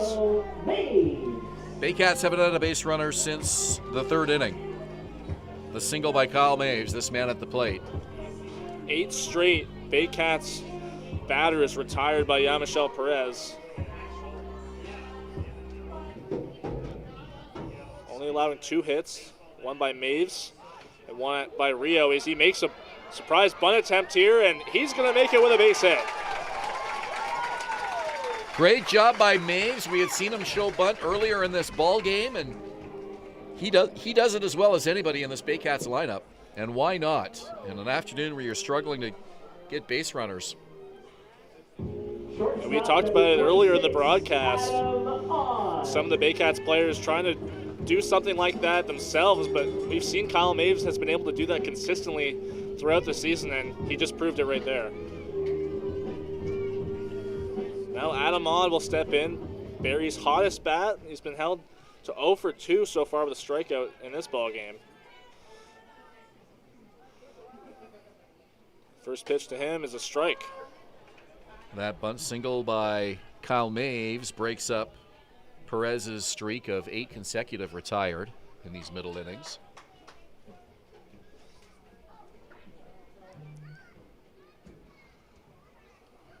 A 1 pitch cut on and missed. And odds quickly down 0-2. Well, Perez has not lost anything at all on his fastball there. Odd just could not catch up to that. Yamichel blew it right by him.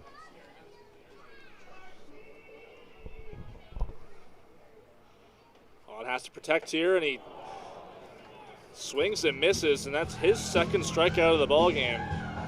2 down here in the 6th. Yeah, not a good at bat by Adam Odd, not a good swing either, as he was caught lunging at that ball, and that might have had a little more break on it than he thought. Tough pitch to hit from a left-hander. By the time he realized that was well out of the strike zone, he had already committed to it.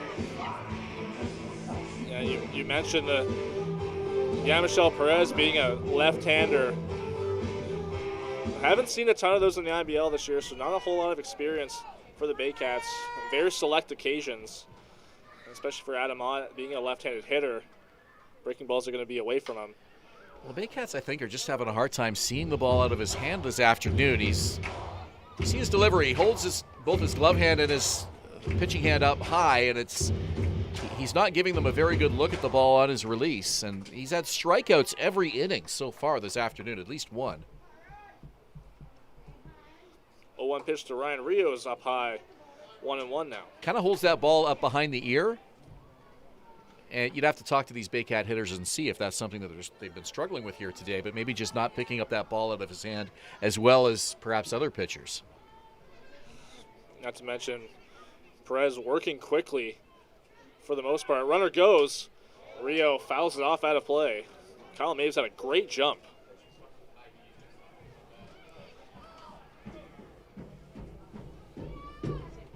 And when you work quickly, you don't give the hitters any opportunity to really think through the pitch sequence. You got to just get right back in there and get ready, and that's what Perez has done so well this afternoon. 1-2, 2 out here. Ryan Rio. He fouls that one off. Another one out of play. I really like the pace that Perez has worked at this afternoon, especially with nobody on. Situation here with a runner on, he's still working pretty quickly. Like he's not even paying much attention at all to the base runner. He's just focused on getting Ryan Rio out. As I say that, throw over to first. It's almost like they can hear us. Yeah. Well, Kyle Maves had a great jump a couple pitches ago. Rio fouling it off out of play. Not sure if Perez even noticed, but if he did, he's trying to keep a keener eye on Maves.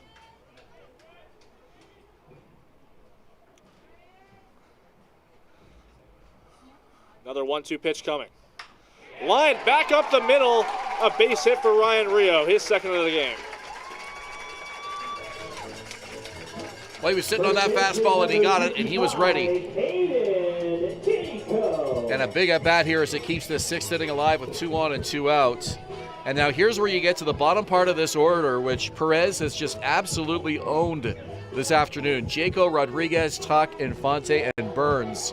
None of them have reached base on Yamichel Perez so far this afternoon. They are a combined 0 for 10 against Perez. This bottom half of the lineup needs to get something going here. And Jaco's been strong in the playoffs so far, but having a tough game, 0 for 2. But he's put the ball in play both times he's been up. But with 2 out, you need a little bit more than that. 2 on, 2 out. First pitch to Jaco is outside.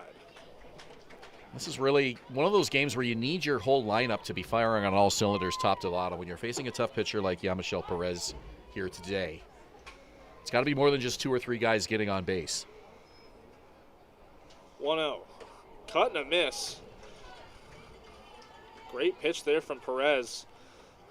Just outside part of the plate, and Jaco cut and missed. Went off speed, dropped all the way down to 67 miles per hour on that breaking pitch. Jaco needs to be more selective here, especially with 2 out. Prime opportunity for the Baycats to answer back with some runs of their own. That one's lined down the left field line for a base hit. Kyle Mays rounding third. He will score. And the Baycats take the lead. It's 2-1.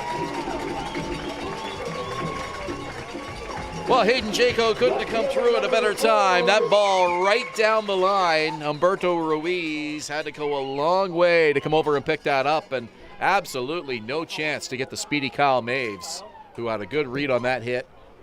He comes around to score. Barrie back on top now, 2-1 for the second time today. It looks like that's going to be it for Yamichel Perez. We're going to have a pitching change here. Hayden Jaco, that RBI single, taking Perez out of the ball game. As a new pitcher warms up, we'll take a break. It's the 6th inning here at Vintage Throne Stadium. You're watching Baycats TV and Rogers TV in Barrie.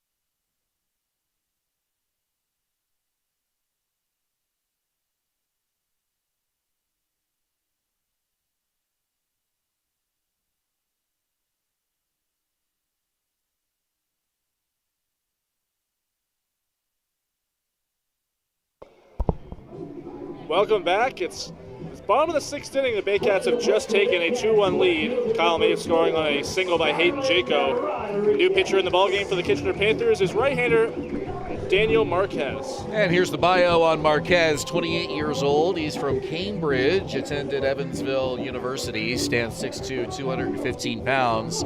And back-to-back games for Marquez as he pitched an inning of relief yesterday in that 5-4 loss at home in Game 1.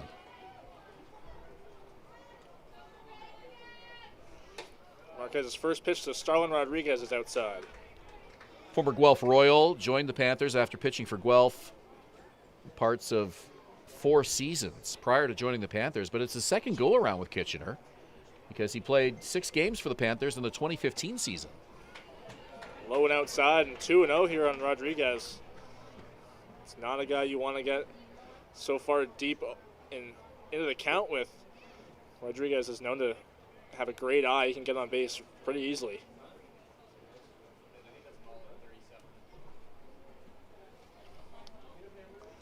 Two-0 pitch to Starlin. Low and away again, 3-0. Well, it was a 3-up, 3-down inning that he worked yesterday in that game, Game 1 of the series in Kitchener. He struck out 2, but in danger of loading the bases up here in the 6th. Rodriguez 0 for 2. He's grounded out twice.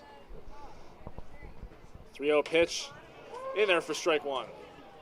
Yeah, no surprise, Starlin taking all the way on that 3-0 pitch. He's going to make Marquez find the plate here.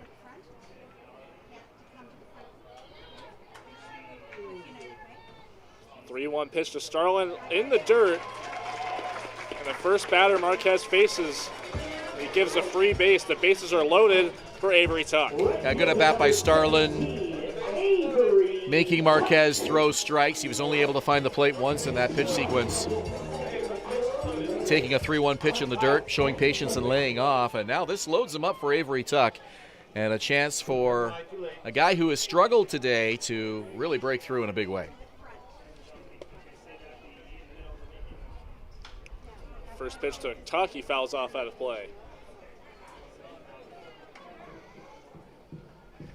Tuck 0 for 2, struck out both times he faced Perez. But he's really heated up through the end of the regular season and start of the playoffs. 0-1 pitch. Back up the middle, but caught by Marquez. A comebacker right back into the glove to end the inning. Marquez very lucky to be able to make that play.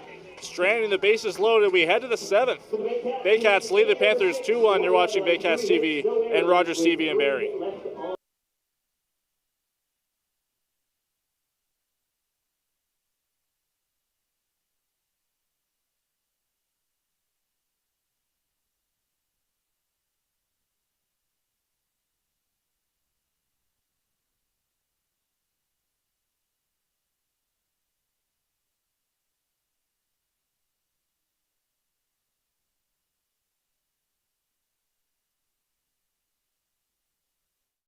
Premier North Windows and Doors is a proud supporter of the Barrie Baycats, locally owned and operated, and specializing in window replacement and door installation. Simcoe County's #1 choice for windows and doors. Classic Car Wash, customizing your car wash experience using high-quality products. Their team of experts will make sure your car is shining like new when you drive away. Give your car the VIP treatment it deserves at Classic Car Wash in Barrie. The Collingwood Brewery at 10 Sanford Fleming, producing delicious lagers, ales, and seltzers since 2014. The proud home of the Baycats Brew. Check out their retail shop and tap room and select products at the LCBO, beer store, and grocery stores. Cheers and go Baycats! Hi, I'm Debbie Wilkes, owner of Insightful Living and licensed provider of Brain Echo Technology, which aims to calm and balance the brain. If any of these troublesome things are troubling you, then I'm talking to the appropriate person now.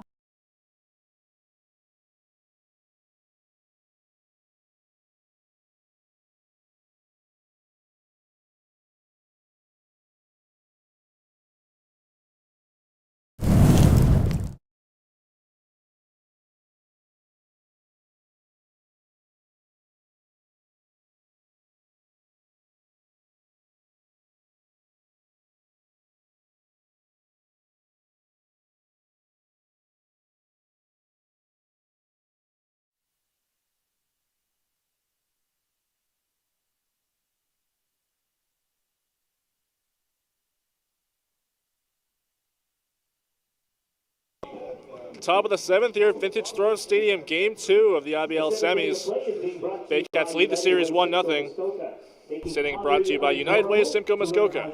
Making poverty unignorable. To learn how you can help, you can visit uwsimcoemuskoka.ca. Back on the mic for you to call it, the lead man, Ben Davy. Thank you, Julius. Juan Benitez working on a masterpiece here today. A 2-1 Barrie lead. He has held the Panthers to just one run. That run came in the 6th inning. He has helped the Panthers to just 2 hits. Yamichel Perez pitched as well as Benitez, if not better. Ran into some trouble, though, in the bottom half of the 6th inning. Yeah, don't worry about it. Just leave it. That's fine. And an RBI single by Hayden Jaco, the margin of difference so far in this game. A roller to short. Odd scoops it up, makes the throw. Plenty of time, 1 out. It's a great play by Adam Odd there. Really had to range over to his left, and I think it might have been a tougher play if it was a faster runner than Raul Gonzalez, but nonetheless, made a good play there. Here comes Marcel Lacasse, and the Baycats know they need to keep the bases clear when this guy comes to the plate. He's 0 for 2 today, has had his opportunities, came to the plate with 2 outs in the 4th. Panthers had a really good scoring opportunity when Elliot Curtis walked and Liam Wilson singled to put 2 on with 1 out. But Benitez was able to get back-to-back fly balls off the bat of Raul Gonzalez and then Marcel Lacasse to get out of that 4th inning jam. Juan has allowed base runners today, but he's been able to get out of them every inning except for the 6th. And the stolen base by Andy Leader was really the key play in that 6th inning to get Kitchener's lone run. Here's the pitch. High fastball, and he's behind 2-0 now. In that 6th inning, Leader was hit by a pitch, stole second. And that was able to get him to third base when Elliot Curtis hit a ground ball, and he was in position for a wild pitch. Came streaking home with Kitchener's first and only run so far in this game. At that time, that tied the game at 1 before the Baycats got back on top in the bottom half of the inning.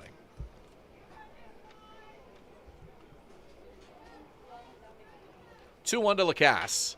Fly ball, left field, pretty deep. And going back and making the catch is Starlin Rodriguez. Starlin really got turned around on that line drive. It looked like it might have been a little bit deeper than it ended up being, but Rodriguez managing to make the catch anyway after it looked like a 360 out in left field. Yeah, the wind is kind of blowing in from center field. Rodriguez was moving a little bit to his left and then had to kind of go back the other direction. Stayed with it, though, and a big out as it brings Ibarra to the plate with 2 away in the 7th. First pitch strike.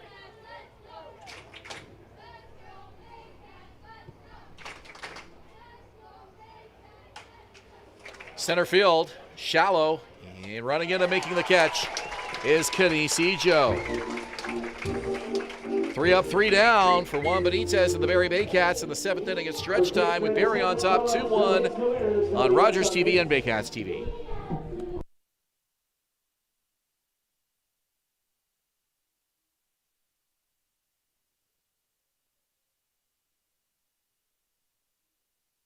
We be disturbing the peace.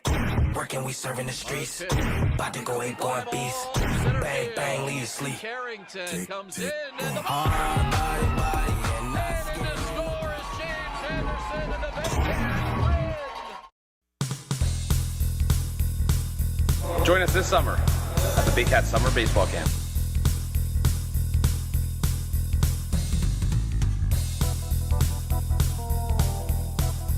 See you this summer! At Domino's, mix and match any 2 or more pizzas and sides for just $8.99 each. Like when pizza night's more like pizza and lava cakes night, or pasta and stuffed cheesy bread night, or we're gonna need a bigger table night. Mix and match Canada's favorite pizza and more at Domino's. Classic Car Wash, customizing your car wash experience using high-quality products. Their team of experts will make sure your car is shining like new when you drive away. Give your car the VIP treatment it deserves at Classic Car Wash in Barrie.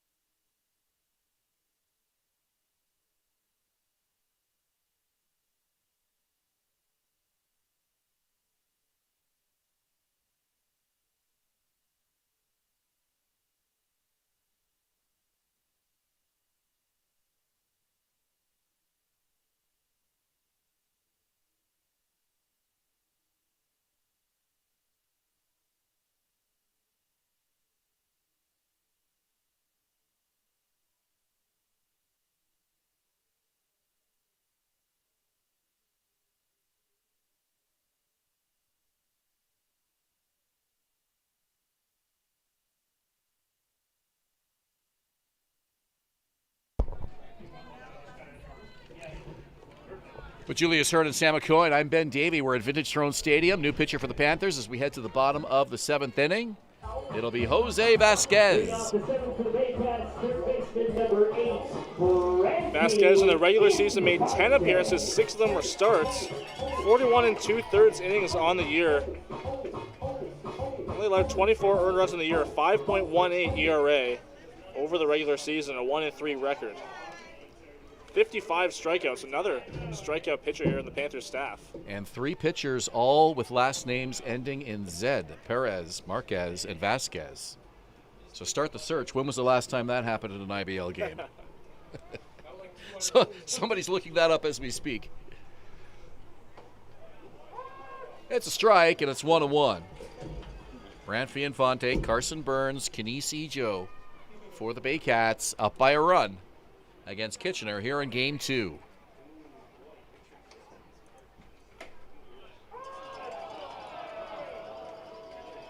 Brantford not happy with that called second strike. Neither are the fans here at Vintage Throne Stadium.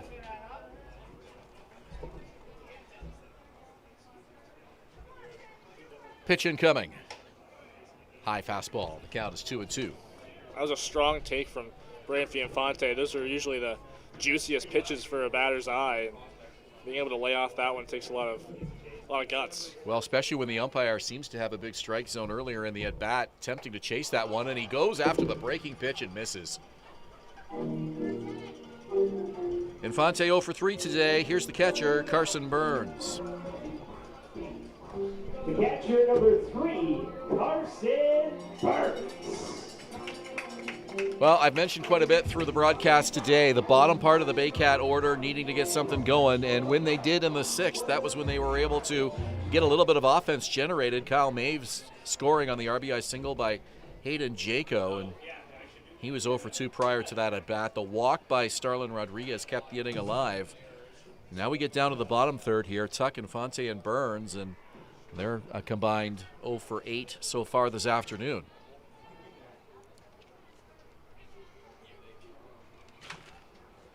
That one Jam Burns, and he fouls it over to the Baycat dugout. He had been swinging a hot bat prior to this Kitchener series, which is still only in Game 2, but Burns had managed to get hits in all 4 of the games against the Hamilton Cardinals in round 1. And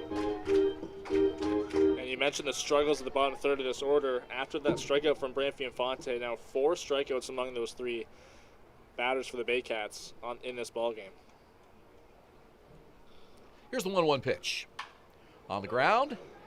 Nice play by the first baseman, Liam Wilson. Gets up, makes the throw to the pitcher covering Vasquez, and it's in time for the out. Center fielder, number 9. What a play by Liam Wilson.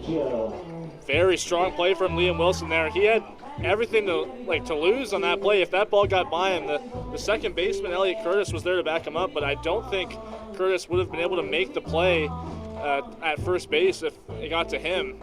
Carson Burns, relatively speedy. I think he would have beat it out if it got to the second baseman. So great play there from Liam Wilson.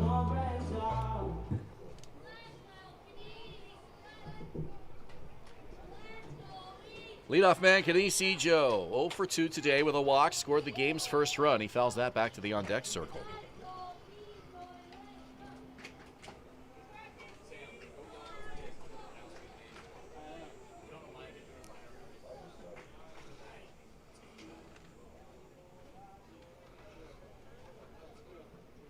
Here's the pitch.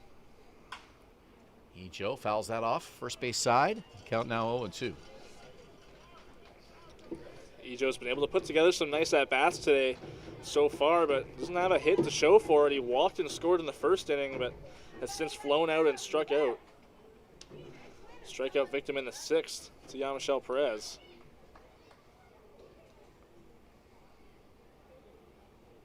Oh-2 pitch.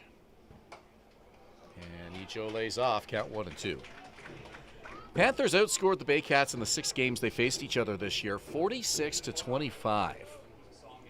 And yet, despite that lopsided statistic, the Panthers and the Baycats here deadlocked 2-1, another one-run game.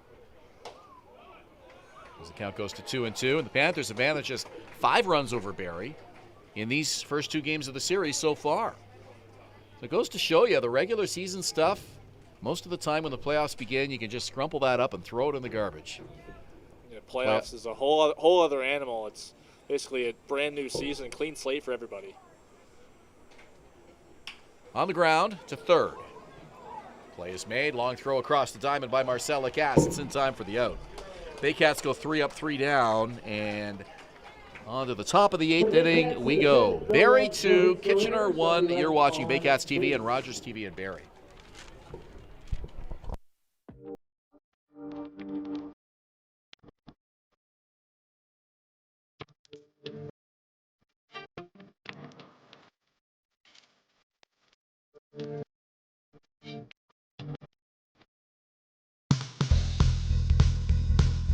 Join us this summer at the Baycats Summer Baseball Camp.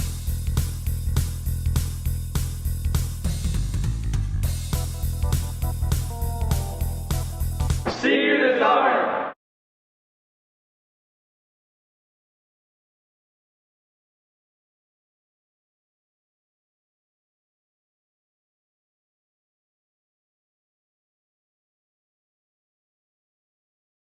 Danielle May Real Estate, supporting the Barrie Baycats and ready to help with all of your real estate questions. What is your home worth? Should you sell now or wait?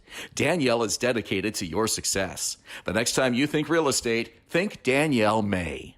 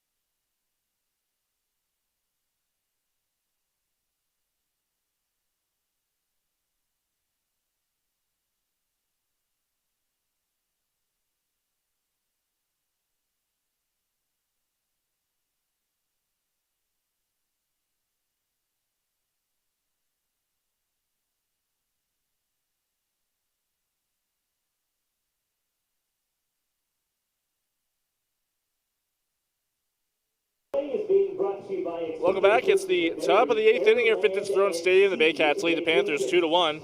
This 8th inning brought to you by Expedia Cruises in Barrie, Air, Land, and Sea Vacations.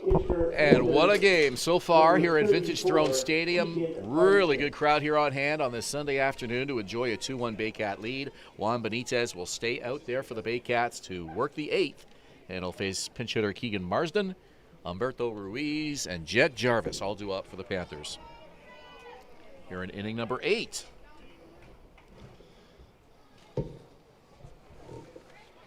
Benitez got a 3 up, 3 down 7th to put him in a pretty strong position here to work the 8th, maybe even close out this ball game. Who knows? Baycat bullpen pretty quiet right now. Here's the first offering from Benitez. And the count is 1-0. Benitez has been great. He hasn't had a ton of strikeouts today, which works in his favor. Getting a lot of ground balls, quick outs can keep him going in this ballgame. Close pitch. He does not get the call. 2-0. Benitez with only 2 strikeouts in his outing today.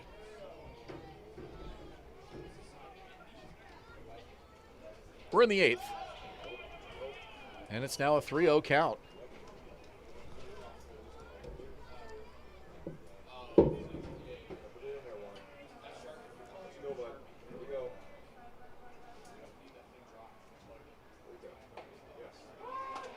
A called strike, and it's 3-1.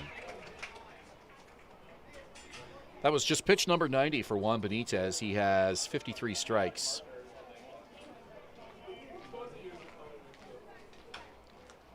Hit weakly, foul, and the count is 3-2. So if he can get through this 8th and keep the pitch count at or below 100, wouldn't be surprised at all to see Josh Matlow let him finish this one. Chris Cox is currently warming in the Barrie Baycats bullpen. Might be the next man up if Benitez can't get out of the inning. 3-2 pitch. Foul or fair down the first base side. It's picked up by the first baseman, and Hayden Jaco steps on the bag. 1 out. Here comes Humberto Ruiz. Well, both Jean-Michel Perez and Juan Benitez did a really good job today keeping that pitch count low and being efficient with their pitches on the mound.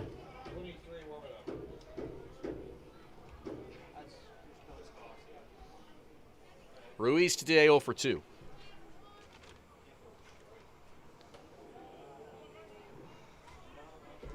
Don't forget, Game 3 Tuesday night at Jack Couch Park in Kitchener. So these teams will enjoy the holiday Monday and then get right back at it in Kitchener on Tuesday night for Game 3. This one popped up. Should be playable. Over is Jaco near the fence. Reaches over. Nope, it's out of play. Off the bleachers.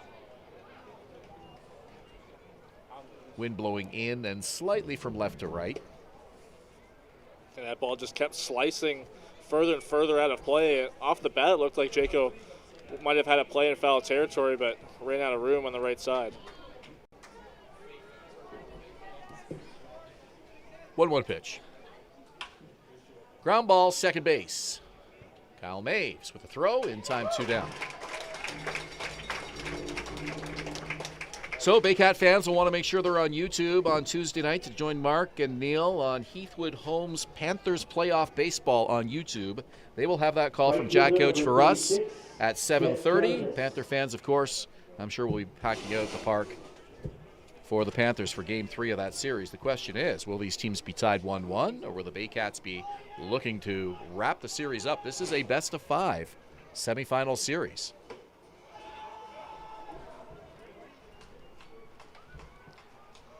And if the Panthers are going to get any further than round 2, one would think that this would be a guy that they really are going to count on. Jet Jarvis, who has struggled in the postseason, 0 for 3 today.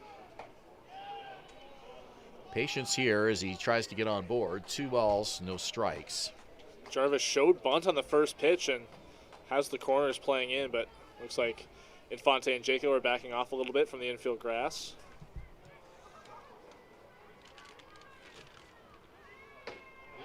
Called strike.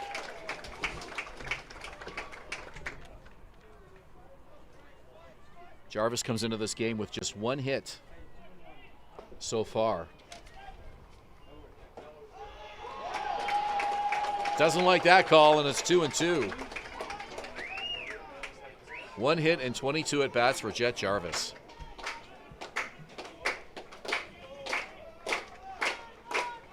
He's come through in the regular season. They need him now. 2-2 pitch. And it's a base hit to left field. Just out of the reach of the third baseman, Branfy Infante. And how about that? Jet Jarvis with a big at-bat here in the 8th. Getting aboard to keep the inning alive for Andy Leader. And now you get to some really dangerous bats, Julius. Yeah, that could be a base hit you look back on as possibly a turning point in this game. That looked like it was going to go right to Branfy Infante on the line drive, but sliced away from him towards the third baseline and got by him. That's a huge base hit for Jet Jarvis, and that might be something that he can take and gather some momentum from. Certainly is, and you know, for a guy who has struggled so far in the playoffs, he's got to feel pretty good knowing that he's an important base runner, most important runner of the game so far. There at first base here with his team down by a run. And Andy Leader is a guy that you want up in this situation if you're the Panthers. So a huge spot for Jarvis coming through. Inside, Benitez on that 0-1 count, trying to keep Leader honest, backing him up a bit. Well, Benitez hit him with a similar pitch the last time Leader was up, and Leader eventually scored in that inning. It was the 6th inning.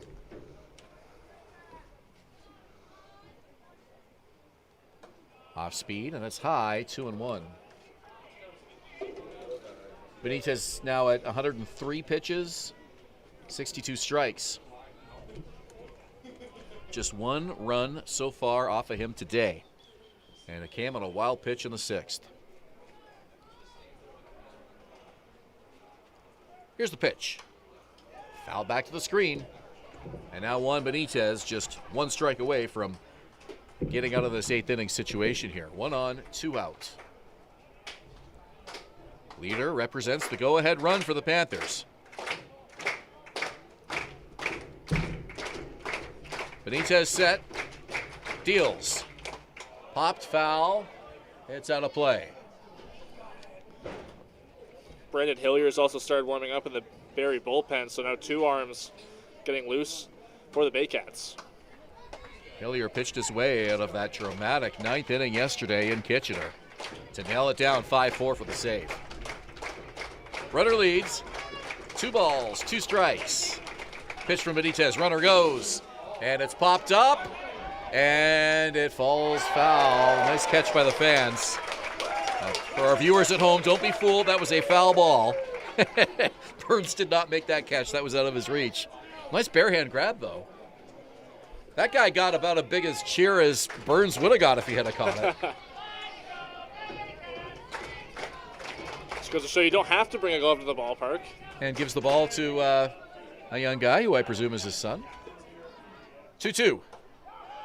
And the count is full. Benitez looking in, wanting that call from home plate umpire Chris Walters. He did not get it. And now he'll have to deal a 3-2. That was a very close take there from Andy Leader, and most players would be too scared to take that pitch. Jarvis will be off with the delivery. There he goes, 3-2. Ball 4, high and in, and the inning will continue. Leader aboard on a walk, Jarvis to second, and now Elliot Curtis comes to the plate. And Curtis, as we mentioned, came so close to winning yesterday's game for the Panthers in Game 1, just a few feet away from the right field wall. So we're going to get a mound visit here from Andrew White. Benitez, this might be his last hitter. 2 arms up in the Barrie bullpen, and this might be a conversation saying to Benitez, like, this is your last guy no matter what, whether you get out of the inning or not. With 2 men on, it's a scary situation for the Baycats. 109 pitches for Benitez, and that's usually about his maximum in the 110, 115 range. Frank Garces, a guy who Josh Matlow has full confidence in going 125, 130 or more. And Garces worked 8 innings in yesterday's game.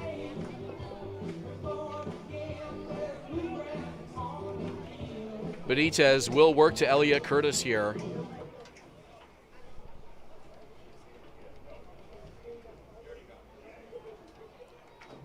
Two on, 2 out. So he'll face the left-hander. Liam Wilson on deck. First pitch. Sails high and away. Benitez had that one get away from him. Yeah, odd choice to go first pitch breaking ball here against Elliot Curtis. Might be looking for just an easy low fastball. He needs a ground ball to get an easy out here in this inning. This one hit to the gap. It'll drop for a base hit. Picked up by the center fielder, Ejo. In to score is Jet Jarvis. Runners on the corners for the Panthers. They've tied the game at 2. A big RBI single for Elliot Curtis. That's a heartbreaker for the Baycats, and Juan Benitez. Just a perfectly placed base hit there from Elliot Curtis. Coming in clutch here in a good spot, and still 2 runners on, and looks like this will be it for Juan Benitez. Juan pitched so well today, one of his best appearances of the season without question. Got the first 2 outs in the 8th. And Josh Matlow will come out and take the ball from him with this game tied at 2 in the 8th inning. And listen to the thunderous ovation for Juan Benitez as he comes off the mound.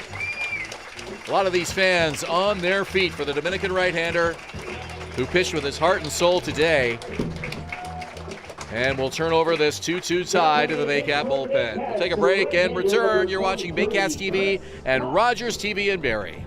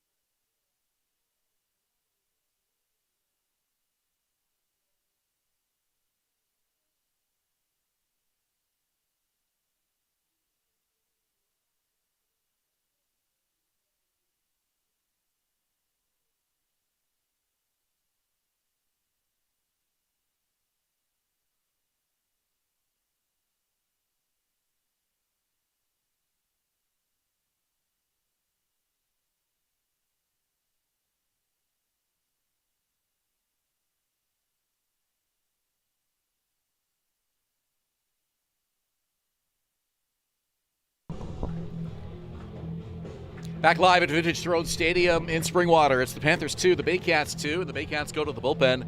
Chris Cox will take the ball in relief of Juan Benitez. It's the first appearance of the playoffs here for Chris Cox. Had 7 appearances in the regular season, 10 innings pitched through those 7 appearances. Struggled relative to his previous performance in the IBL. 7 strikeouts to 10 walks during the regular season. A 5.40 ERA. Cox has not pitched in exactly 2 weeks. His last game was in Kitchener, and it was 2 weeks ago today. A 10-2 Panther victory. Cox pitched 2 innings in that game and allowed 1 earned run. A big at-bat here in the 8th inning. First pitch. It hit him. And the batter, this is bizarre. The batter, Liam Wilson, is saying it didn't hit him. Why would he be arguing against the umpire's call in his favor? I have no idea. Unless the umpire said he fouled it off. No. But this is just strange. This is very strange. I don't know why Wilson wouldn't just take the call and head to first base with a smirk. I mean, even if it didn't hit him, the umpire's giving him a free base. The only thing I can think of is Wilson wanted the at-bat to continue. That's the only thing I can think of. He wanted an RBI in that situation. But the umpire is saying, look, it hit you. Take your base. And Wilson's saying, no, it didn't.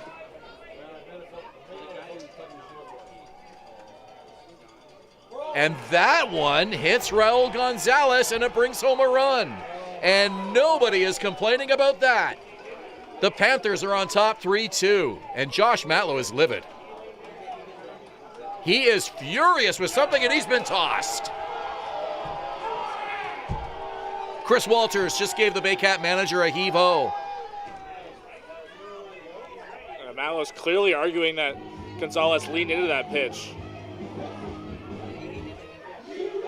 Well, it'll be interesting to wonder if I'm wondering if he's wondering. It looked like that is what he's arguing, to be honest with you. But even on the one before, I'm wondering if he's saying, look, that ball missed Wilson, and even Wilson said so. You got a situation where a guy at home plate is saying, that ball didn't hit me. Well, it's back-to-back hit batters, Wilson and Gonzalez. And now Kitchener is on top, 3-2. And this is the worst-case turn of events for the Baycats here. Trying to get this third out of the 8th. Definitely not what Chris Cox wanted to do. Yeah, tough look for Chris Cox. 2 hit batters on 2 pitches. And now he's pitching in a deficit, 3-2 Panthers. So Leader comes in to score on the hit batter.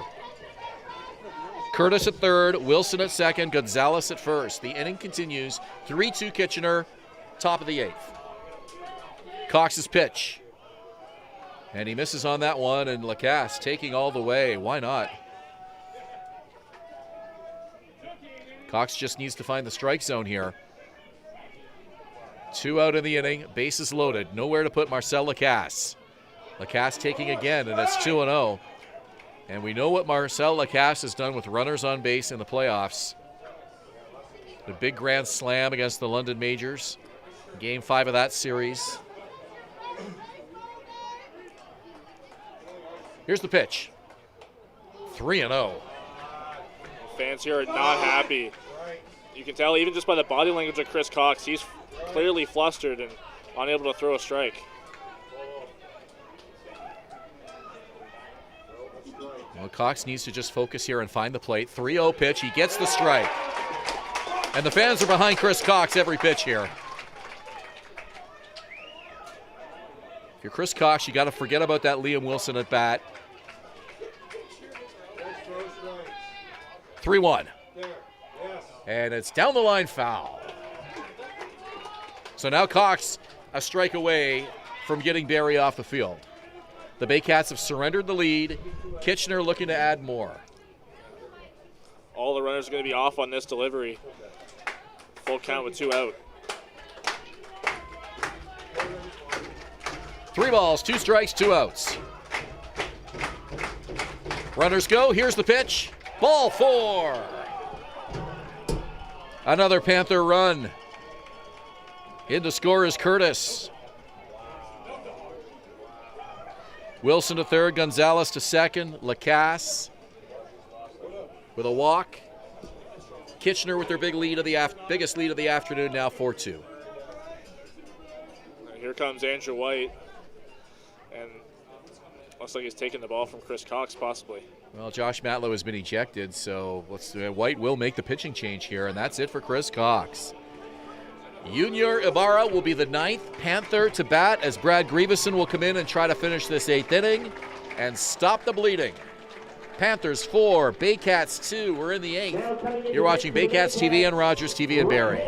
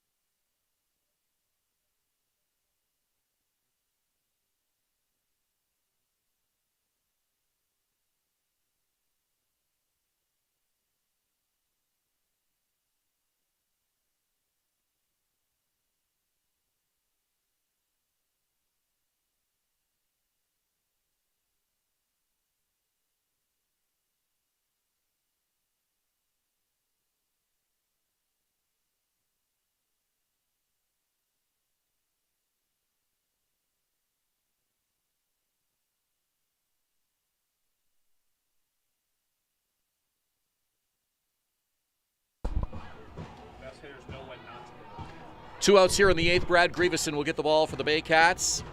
Barrie took a 2-1 lead into this top of the 8th inning, and it all started to unravel with 2 outs. The bases are loaded. Kitchener has scored 3. They lead 4-2. This is the 3rd appearance of the playoffs for Brad Grieveson. He comes in with a 1-0 record of 6.75 ERA through 5 1/3 innings in the playoffs.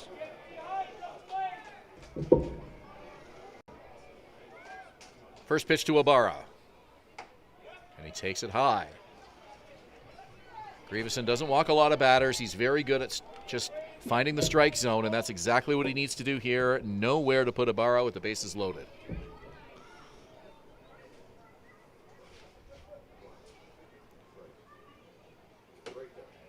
Gets the outside corner for a strike. Ibarra taking all the way. The at-bat before this one, Marcel Lacasse taking the walk with the bases loaded. It'll be interesting to see how huge that will be in the story of this game. It gets the insurance marker across for Kitchener. Fouled over the screen, and now it's 1-2. Yeah, Lacasse didn't offer it any of the pitches from Chris Cox. Chris Cox found the zone once, and that was it. As hot as Lacasse has been, he knew his job in that situation and showed all the patience he needed to get that important 4th run across. Brad Grieveson needs one more strike. 1-2 pitch. And it's hit in the air to right field. Tuck with a long way to go. Comes over near the line. Slides and he makes the catch. What a grab by Avery Tuck. In foul territory, makes the grab, and the Baycats are off the field. And Brad Grieveson with a big sigh of relief as he gets high fives in front of the Baycat dugout. But not before the Panthers score 3, and they turn a 2-1 deficit into a 4-2 lead. Barrie coming to bat in the bottom of the 8th. When we return, you're watching Baycats TV and Rogers TV in Barrie.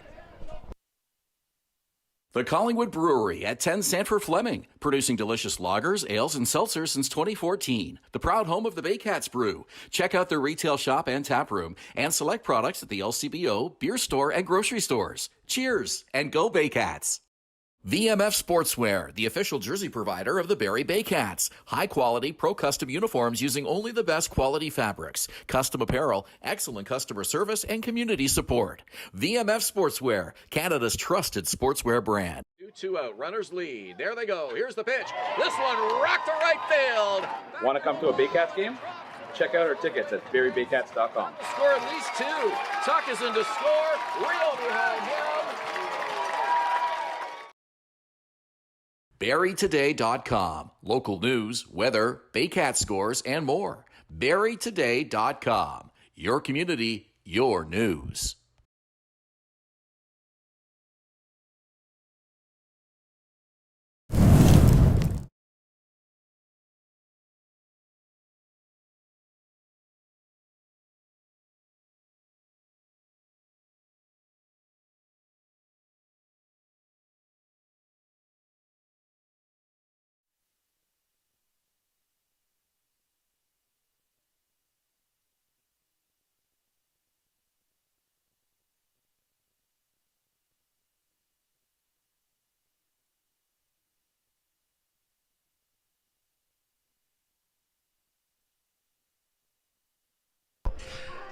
Here come the Baycats, bottom of the 8th inning. Kyle Maves, Adam on, Ryan Rio due up, and now Barrie trailing for the first time in this game by 2 runs, 4-2 Kitchener. Game 2 of this best of 5 IBL semifinal. What a series this is shaping up to be. I think it's interesting to note all 4 of the Kitchener runs today have not come on batted balls. The first one was a wild pitch, and then a couple hit by pitches and a walk in that top of the 8th inning. And that Kitchener 8th inning, as huge as it was, getting 3 runs to take the lead 4-2. They only got 2 hits in that inning. They had a lot of help. Yeah, 2 hits in that inning and only 4 total on the afternoon. 2 hit batters and 2 walks. Juan Benitez got the first 2 outs of that 8th inning, and again, something we referred to already several times during the broadcast, but the Panthers are one of the best 2-out hitting teams in the IBL, and that 8th inning is Exhibit A for you right there. Yeah, we've seen it all year from the Panthers. Situational hitting, it's definitely a strong suit throughout their lineup. Baycats got the number 8 and number 9 hitters, Marsden and Ruiz. Turned it right back over to the top of the order, and the struggling Jet Jarvis got it started with a single. And there's another storyline in this game. Jet Jarvis, who has struggled so much in the postseason, comes through with a walk, or with a base hit, excuse me, to start that whole rally. Without him starting that off, Baycats would have probably held on to that 2-1 lead. Foul ball, and it's well out of play. Count will hold it 0-2. Yeah, I mentioned it last inning when that happened, when Jarvis got that base hit to keep the inning alive. I mentioned that could be a turning point in the game. A guy like that coming up clutch in a situation that he'd been struggling. I said that could be a turning point in this game. That could be a turning point for him, getting his momentum going throughout this series. Well, right now it is the turning point, and if the game were to end now, that would be what you would look at, because that started the rally. 2 outs in the 8th. Maves behind 0-2, waggles the bat. Vasquez with the pitch, and it bounces up to the plate. And there's some discussion whether that hit him or not. I guess it didn't. Maves doesn't seem to think so. Not sure if the fans were being a little sarcastic there on that ball that bounced up. You're just joining us, Baycat manager Josh Matlow ejected from this ball game.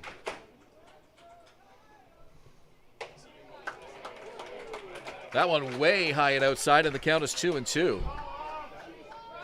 Chris Cox with back-to-back hit batters when he came on in relief of Juan Benitez, Liam Wilson, and Raul Gonzalez. But what was interesting was that Wilson protested the hit batter, turned around and argued, didn't want to take his base. I was trying to recall another time when I've seen that, and I remembered when it was. Here's the 2-2 pitch. Checked his swing, did not go, and the count is 3-2.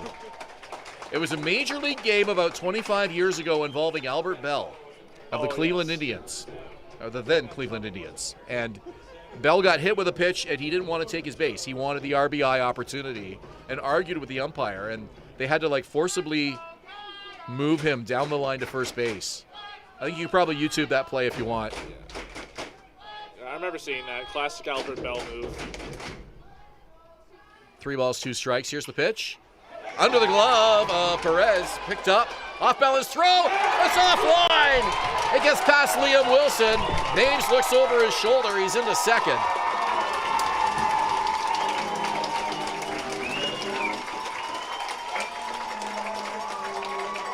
It's ruled a hit. And perhaps they'll give an error on that throw, that wild throw that gives Maves second base. Kyle Maves coming in clutch to lead off this inning, and that's exactly what the Baycats needed. And now he's the runner in scoring position to lead off this 8th inning, trying to start a rally here for the Baycats as Adam Odd steps up. Vasquez had that get underneath his glove. I'm sure he would have gloved that if he could. Yeah, the ball wasn't hit hard at all. Elliot Curtis really had to charge in on that ground ball from the second baseman, and he made a throw on the run that just got wide of first baseman Liam Wilson. Drills this one to center field, but it's right at Andy Leader. He makes the catch. That had this crowd buzzing. Adam Odd has been the hottest Baycat hitter in this postseason.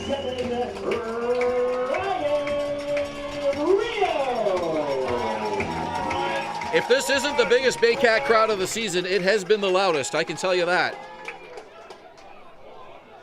Ryan Reel will get the intentional walk. Bill Matish out to signal that, and the fans don't like it. Ryan Reel probably doesn't like it either, but he's aboard. And they'll take their chances with Hayden Jaco. I would assume they might be making this move off of the consideration of Ryan Rio's speed or lack thereof. Because even if Maves goes ahead and steals third, and if he would to get third base, they still have double play in order. First pitch is low. Ryan Rio with 2 home runs already in this series, so absolutely, not to mention ultimate sign of respect. Taking the bat out of his hands. If they're going to get beat, they don't want to get beat by him. Hayden Jaco, if you're wondering, is 1 for 2 today. Had a big RBI in the 6th inning. Fouls that one back. 1 ball, 1 strike.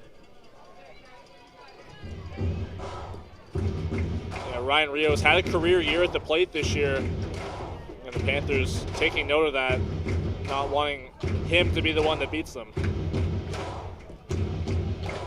Starlin Rodriguez on deck. 1 ball, 1 strike to Hayden Jaco. Vasquez looks in for the sign. 3rd pitcher for the Panthers this afternoon. To the belt. Checks the runner and he deals. Runner goes. Pitch bounces up to the plate. Throw to third. Not in time. Kyle Maves was off with the pitch.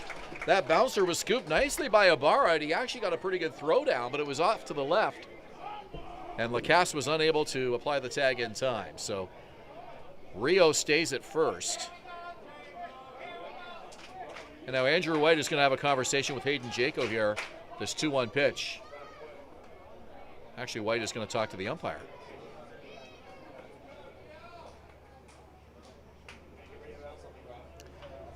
And they want to make a pinch running substitution here.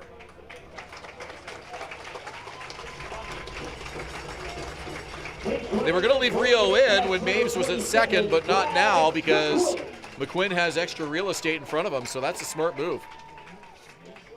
Yeah, like I mentioned, definitely a great move to want to stay out of this double play. There is 1 out, so ground ball here might be able to end the inning for the Panthers. Let's see if that decision pays off. I'll be interested to see here what happens. 2-1, 1 out in the inning. Second base now open. You got the speedy Brad McQuinn at first base. And a good call by Andrew White with Josh Matlow ejected from this game. White was the one who made that move. Jaco fights that one off. It was inside and fouls it down the line. Runners on the corners. 2 and 2.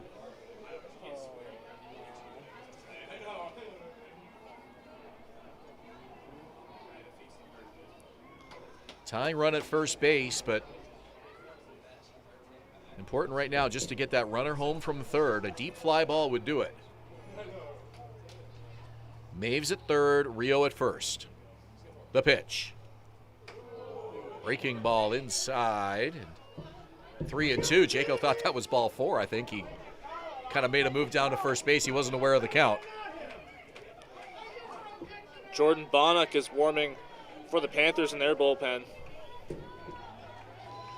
Home plate umpire Chris Walters is absorbing a lot of heckling behind home plate now because pretty much any pitch that looks like it's inside, the fans are mockingly saying that the ball hit him. I would not want to be an umpire in this league. Time is called now. Especially not in the playoffs. And Vasquez will step off. Take a little bit more time here with this situation. 3-2. Runners on the corners. And a throw over. Back head first is Brad McQuinn. His fans are even cheering. Pickoff, successful dives back on pickoff attempts. So this is a boisterous crowd here today. Playoff fever here at Vintage Throne Stadium. You can feel it. 3-2. Here's the pitch for Vasquez. Runner goes, and protecting the plate as Jaco, he fouls it away. Smart move for the runner to be off Brad McQuinn there, and I would imagine they might be wanting to do it on this pitch too, just to try and stay out of a possible double play. Baycats do this a lot. They send the runner. They give the guy at the plate the green light. You want to be careful too, though, that you don't swing at anything off the plate, especially in a 3-2 count, because a walk can help you here as well. That tying run is at first. You'd love to get him in scoring position. 3 balls, 2 strikes. Here's the pitch. Fouled again, and Hayden Jaco battling hard in this at bat. Really making Jose Vasquez work, and the more pitches you see, the more advantageous that is for the man at the plate, obviously.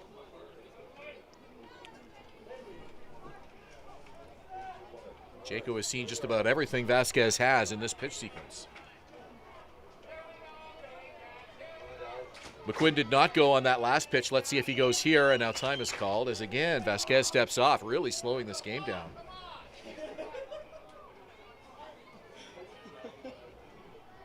Gets the sign. The 3-2 pitch, runner goes, and it's fouled again, and Andrew White falls to the seat of his pants. Get the spray and wash. He's going to have a little grass stain there when he gets home. You can tell the catcher, Junior Ibarra, he was ready to have a possible throw down to second because he figured that McQuinn was going to be off on that pitch, and he was. You can see he was a bit more elevated on his crouch, waiting for the delivery of that pitch. Yeah, every time McQuinn has run, Jaco has successfully fouled the ball off. He wants to put it in play, though, here. And a check on the runner.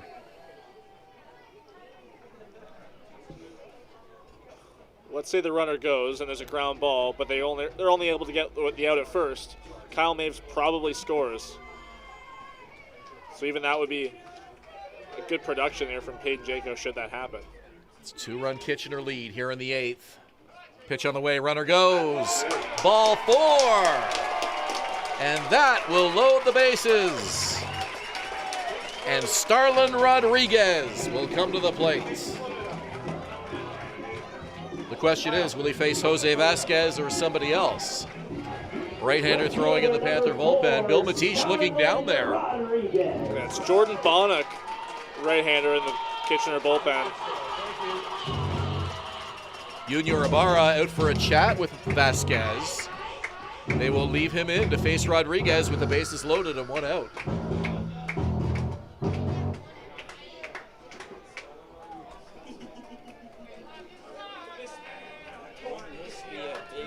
Boy, this game was whistling right along until this 8th inning, and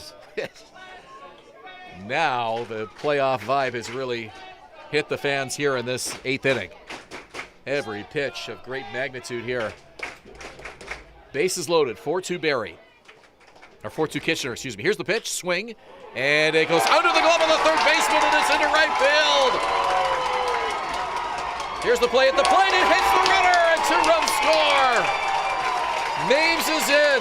McQuinn right behind him, and Barrie ties it 4-4. That's exactly the spot that Starlin Rodriguez wants to be in.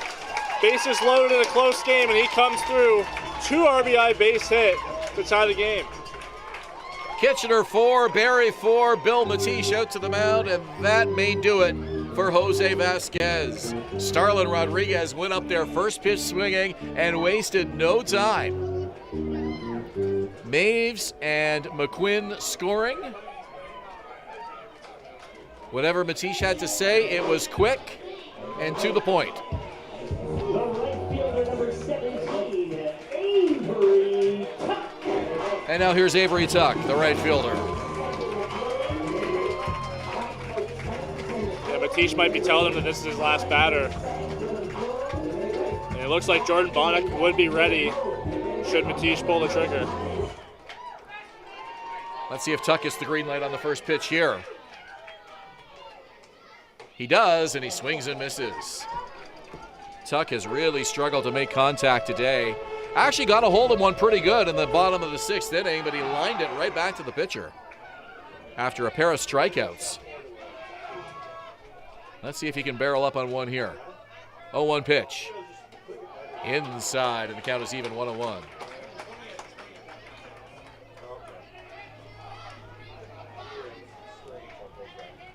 Panthers sent 9 to the plate in the top of the 8th.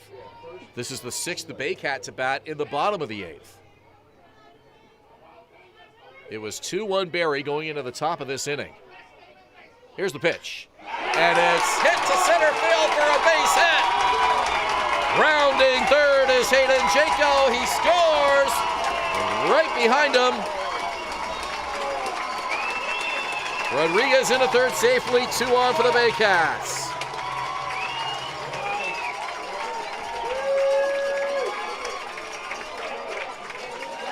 What a hit from Avery Tuck right through the gap. Extra base hit, giving the Baycats the lead. And for a guy that struggled for most of the regular season while he's been with the team, that's something you can remember for this postseason.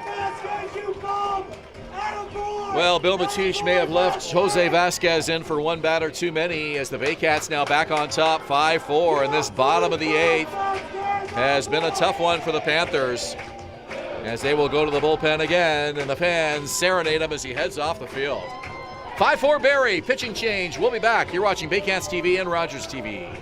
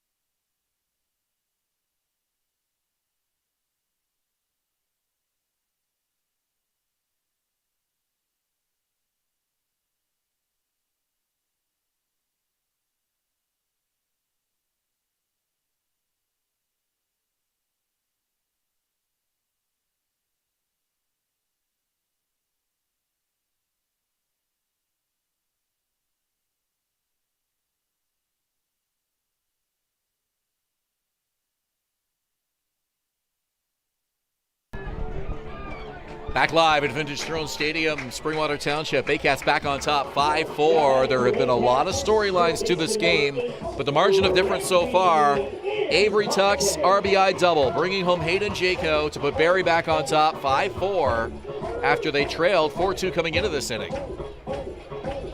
Yeah, that's going to feel so good for Avery Tuck, being able to come in clutch in a moment like this in a playoff game. Huge moment for him and this team. Jordan Bonnock came out of the bullpen 12 times for the Panthers in the regular season, nailed down 3 saves for Kitchener, but he works with a 5-4 deficit here. And he gets the first pitch over for a strike to Branfy Infante. This is Bonnock's 3rd appearance of the postseason. He's pitched 2 innings so far, has not allowed a hit. He's allowed 1 walk, but he's had 1 strikeout so far. Infante 0 for 3 today. 2 on, 1 out. The pitch. On the ground and through into left field. Here comes Rodriguez. Right behind him is Tuck as the ball is dropped by Ruiz. And the Baycats add 2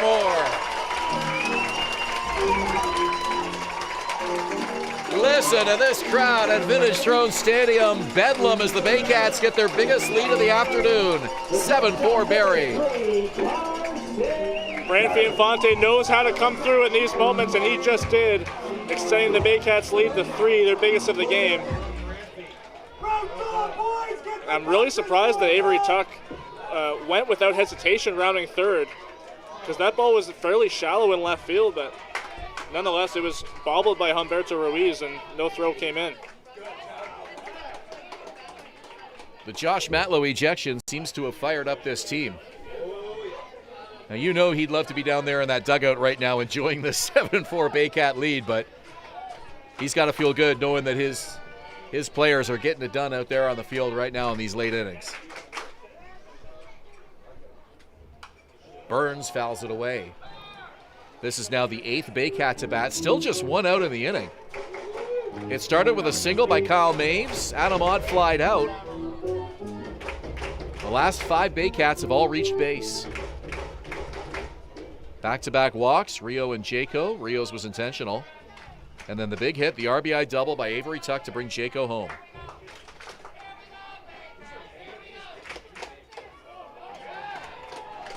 The runner at first is Branfy Infante. And now the throw down as they tried to catch him off guard there. Branfy got back, count 2-1. That's a strong throw from Ibarra. Infante, none the wiser, didn't expect it at all, but still managed to get in safely.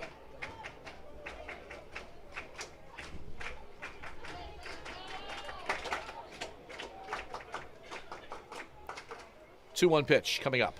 Runner goes. No, he doesn't. Branfy bluffed to start and then pulled up. Count 2 balls, 2 strikes.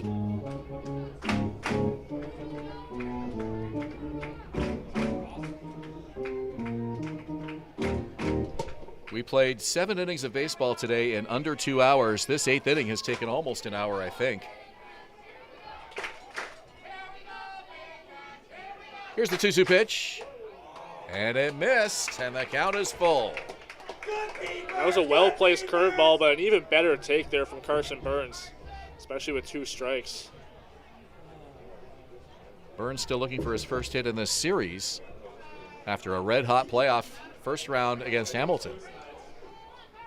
He'll try to keep this 8th inning alive here. 1 out, 3-2 pitch. Runner goes. On the ground, foul.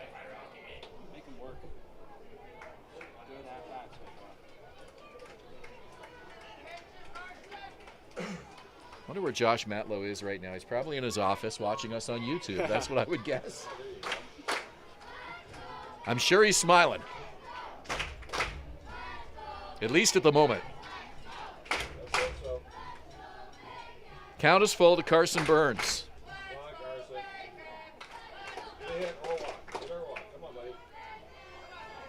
Here's the pitch. Ground ball, nice play by Wilson, picks it up and steps on the bag. Thought about going to the pitcher covering, but wasn't enough time to do that. Ran to the bag himself, gets the important out. That was odd. Carson Burns ran all the way to first base with the bat in his hand. Don't see that too often, but still a productive at bat. Infante moves up to second. Infante advances 90 feet on the play, and we're back to the top of the order now for Kenise Ejo, the 9th Baycats at bat in this order. You know, we talked a bit about it at the beginning of the game and throughout middle innings, and how the bottom of the Baycats order has been struggling throughout this game, but they've really stepped up, especially in this inning, pushing the Baycats over the top. This is the 18th batter of this inning. Panthers sent 9 to the plate, now the Baycats sending 9 to the plate, and it's amazing how a game can just be zipping along for 7 innings and then basically the whole game seems to unfold in one inning. And we are still in the 8th. Bottom of the 8th now, 2 out.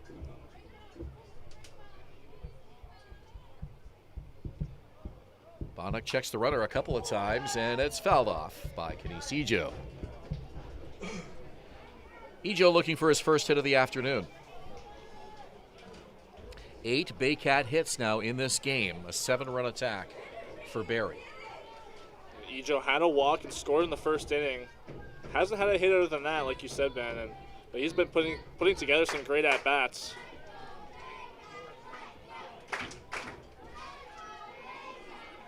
That one sails over Ijo's head. That just slipped out of the hand of Jordan Bonnock.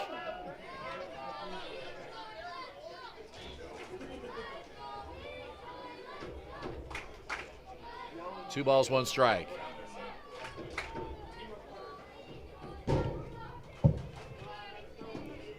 Bonnock looks in, gets the sign, comes set at the belt. Here's the pitch. Outside, and the count is 3-1.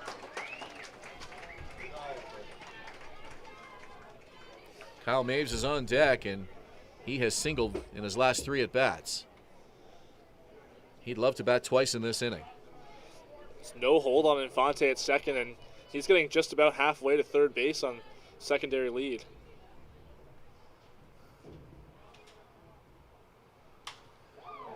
Hot foul, out of play right side. Yeah, that situation there with Infante, he looked like he could pretty much just take third base if he wanted. They're not holding him on at all. And with 2 outs, obviously the mindset of the defense here is just be in the position they need to be in rather than shifting or holding the runner here, just to end this nightmarish 8th inning for the Panthers.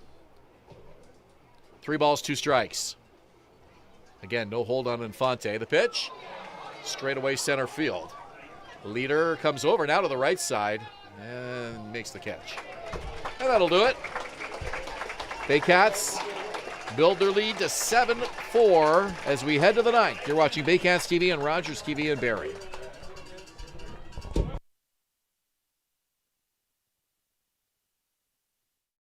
Premier North Windows and Doors is a proud supporter of the Barrie Baycats, locally owned and operated, and specializing in window replacement and door installation. Simcoe County's #1 choice for windows and doors. Classic Car Wash, customizing your car wash experience using high-quality products. Their team of experts will make sure your car is shining like new when you drive away. Give your car the VIP treatment it deserves at Classic Car Wash in Barrie. The Collingwood Brewery at 10 Sanford Fleming, producing delicious lagers, ales, and seltzers since 2014. The proud home of the Baycats Brew. Check out their retail shop and tap room and select products at the LCBO, beer store, and grocery stores. Cheers and go Baycats! Hi, I'm Debbie Wilkes, owner of Insightful Living and licensed provider of Brain Echo Technology, which aims to calm and balance the brain. If any of these troublesome things are troubling you, then I'm talking to the appropriate person now.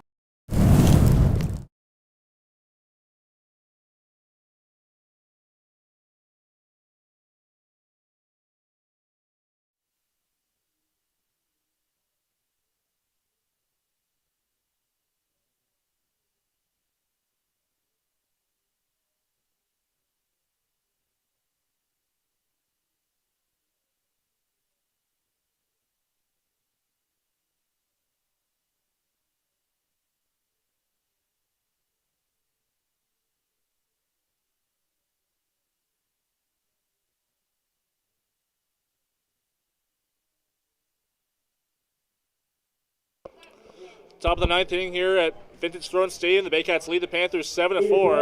And it's brought to you by Expedia Cruises in Barrie, Air, Land, and Sea Vacations. Brad Grieveson to work the 9th inning. He'll face Keegan Marsden, Humberto Ruiz, and Jet Jarvis, barring any pinch hitters here in this top of the 9th inning. Marsden came on for Klaus Appelvich, who went 0 for 2 today. Marsden, first pitch swinging, ground ball to first base. Hayden Jaco steps on the bag, and a quick first out. Brad Grieveson, much like Kitchener started today, Yamichel Perez, is a pitcher that likes to work quickly And I think that's going to work to his advantage here as he tries to close this one out. Left fielder number 21, Alberto Ruiz. More to go. Here's the pitch, and it's outside. Gravison certainly seems to be more effective when he's able to come into a clean inning. However, that said, it should also be mentioned that Brad was involved in one of the most remarkable things that we've seen covering the Baycats. He came into a game against Toronto at Christie Pitts and twice pitched out of bases loaded, nobody out situations with a triple play. Here's the pitch. And it's a shallow fly ball. And a nice catch by the first baseman, Hayden Jaco. Down the first base line, dives and makes the grab. We've seen a couple fantastic catches down that right field line today. The first one by Avery Tuck last inning, and now a great basket catch over the shoulder by Hayden Jaco. Fantastic play. So 2 quick outs in the ninth, and Brad Gravison will try to get Jet Jarvis here for the final out. Listen to this crowd at Vintage Throne Stadium. No question, the most liveliest crowd we've enjoyed this year on this Sunday afternoon, Game 2 of this IBL Semifinal Series. And let's hope we get a few more of these before all is said and done. If the Baycats can win Game 3 in Kitchener, Game 4 won't even be necessary. It'll be right on to the IBL Finals, but Kitchener certainly will have something to say about that. 1-1 pitch. Jarvis shows bunt, picked up by the third baseman. And Branfi Infante has no play. Nice bunt by Jet Jarvis. That was a perfectly placed bunt there from Jet Jarvis, and Infante wasn't playing in on the infield.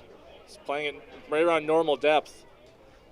And again, Jet Jarvis keeping an inning alive. Yeah, if there's a positive for Kitchener out of this game, it has to be the fact that perhaps Jet Jarvis has come out of his funk. Had a big hit in that 8th inning, scored a run, and then a bunt single to get aboard here in the 9th. That's what they need him to do, is to get on. Yeah, he's turning 0 for 3 into a 2 for 5. Brad Gravison, first pitch, and it's lifted high, foul territory. Infante over, and he makes the catch.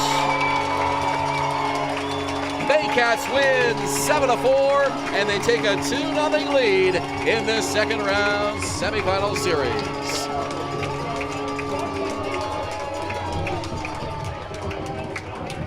Very entertaining and a huge win for the Barrie Baycats, taking a 2-0 series lead, taking a stranglehold on the IBL semifinals. Like I mentioned, the top of the order was fantastic throughout this game for the Baycats, and throughout the the latter half of the game, the bottom of the order really stepped up, pushed Barrie over the top, giving him a 3-run lead, and that's how the game shaked out today. And we hate to end this ball game with some bad news, but Branfi Infante is limping as he comes off the field. Gets a little bit of help from the team trainer as he does so, and we'll try to get an update on that for you, hopefully on social media. But it didn't look good as Infante came off the field, as he was really hobbling there, and hopefully he's okay and able to get in the lineup for Game 3 in Kitchener on Tuesday night. So we'll try to find out more on that for you. But the bigger story here tonight is the Baycats win 7-4 over the Panthers, the 8th inning, the story of the ball game, with Kitchener scoring 4 to take the lead, Barrie scoring 5 in the bottom of the 9th inning, and win it tonight here in Game 2 by a score of 7-4. For Sam McCoy and Julius Hern and our entire Baycat TV crew, I'm Ben Davy saying good evening from Vintage Throne Stadium.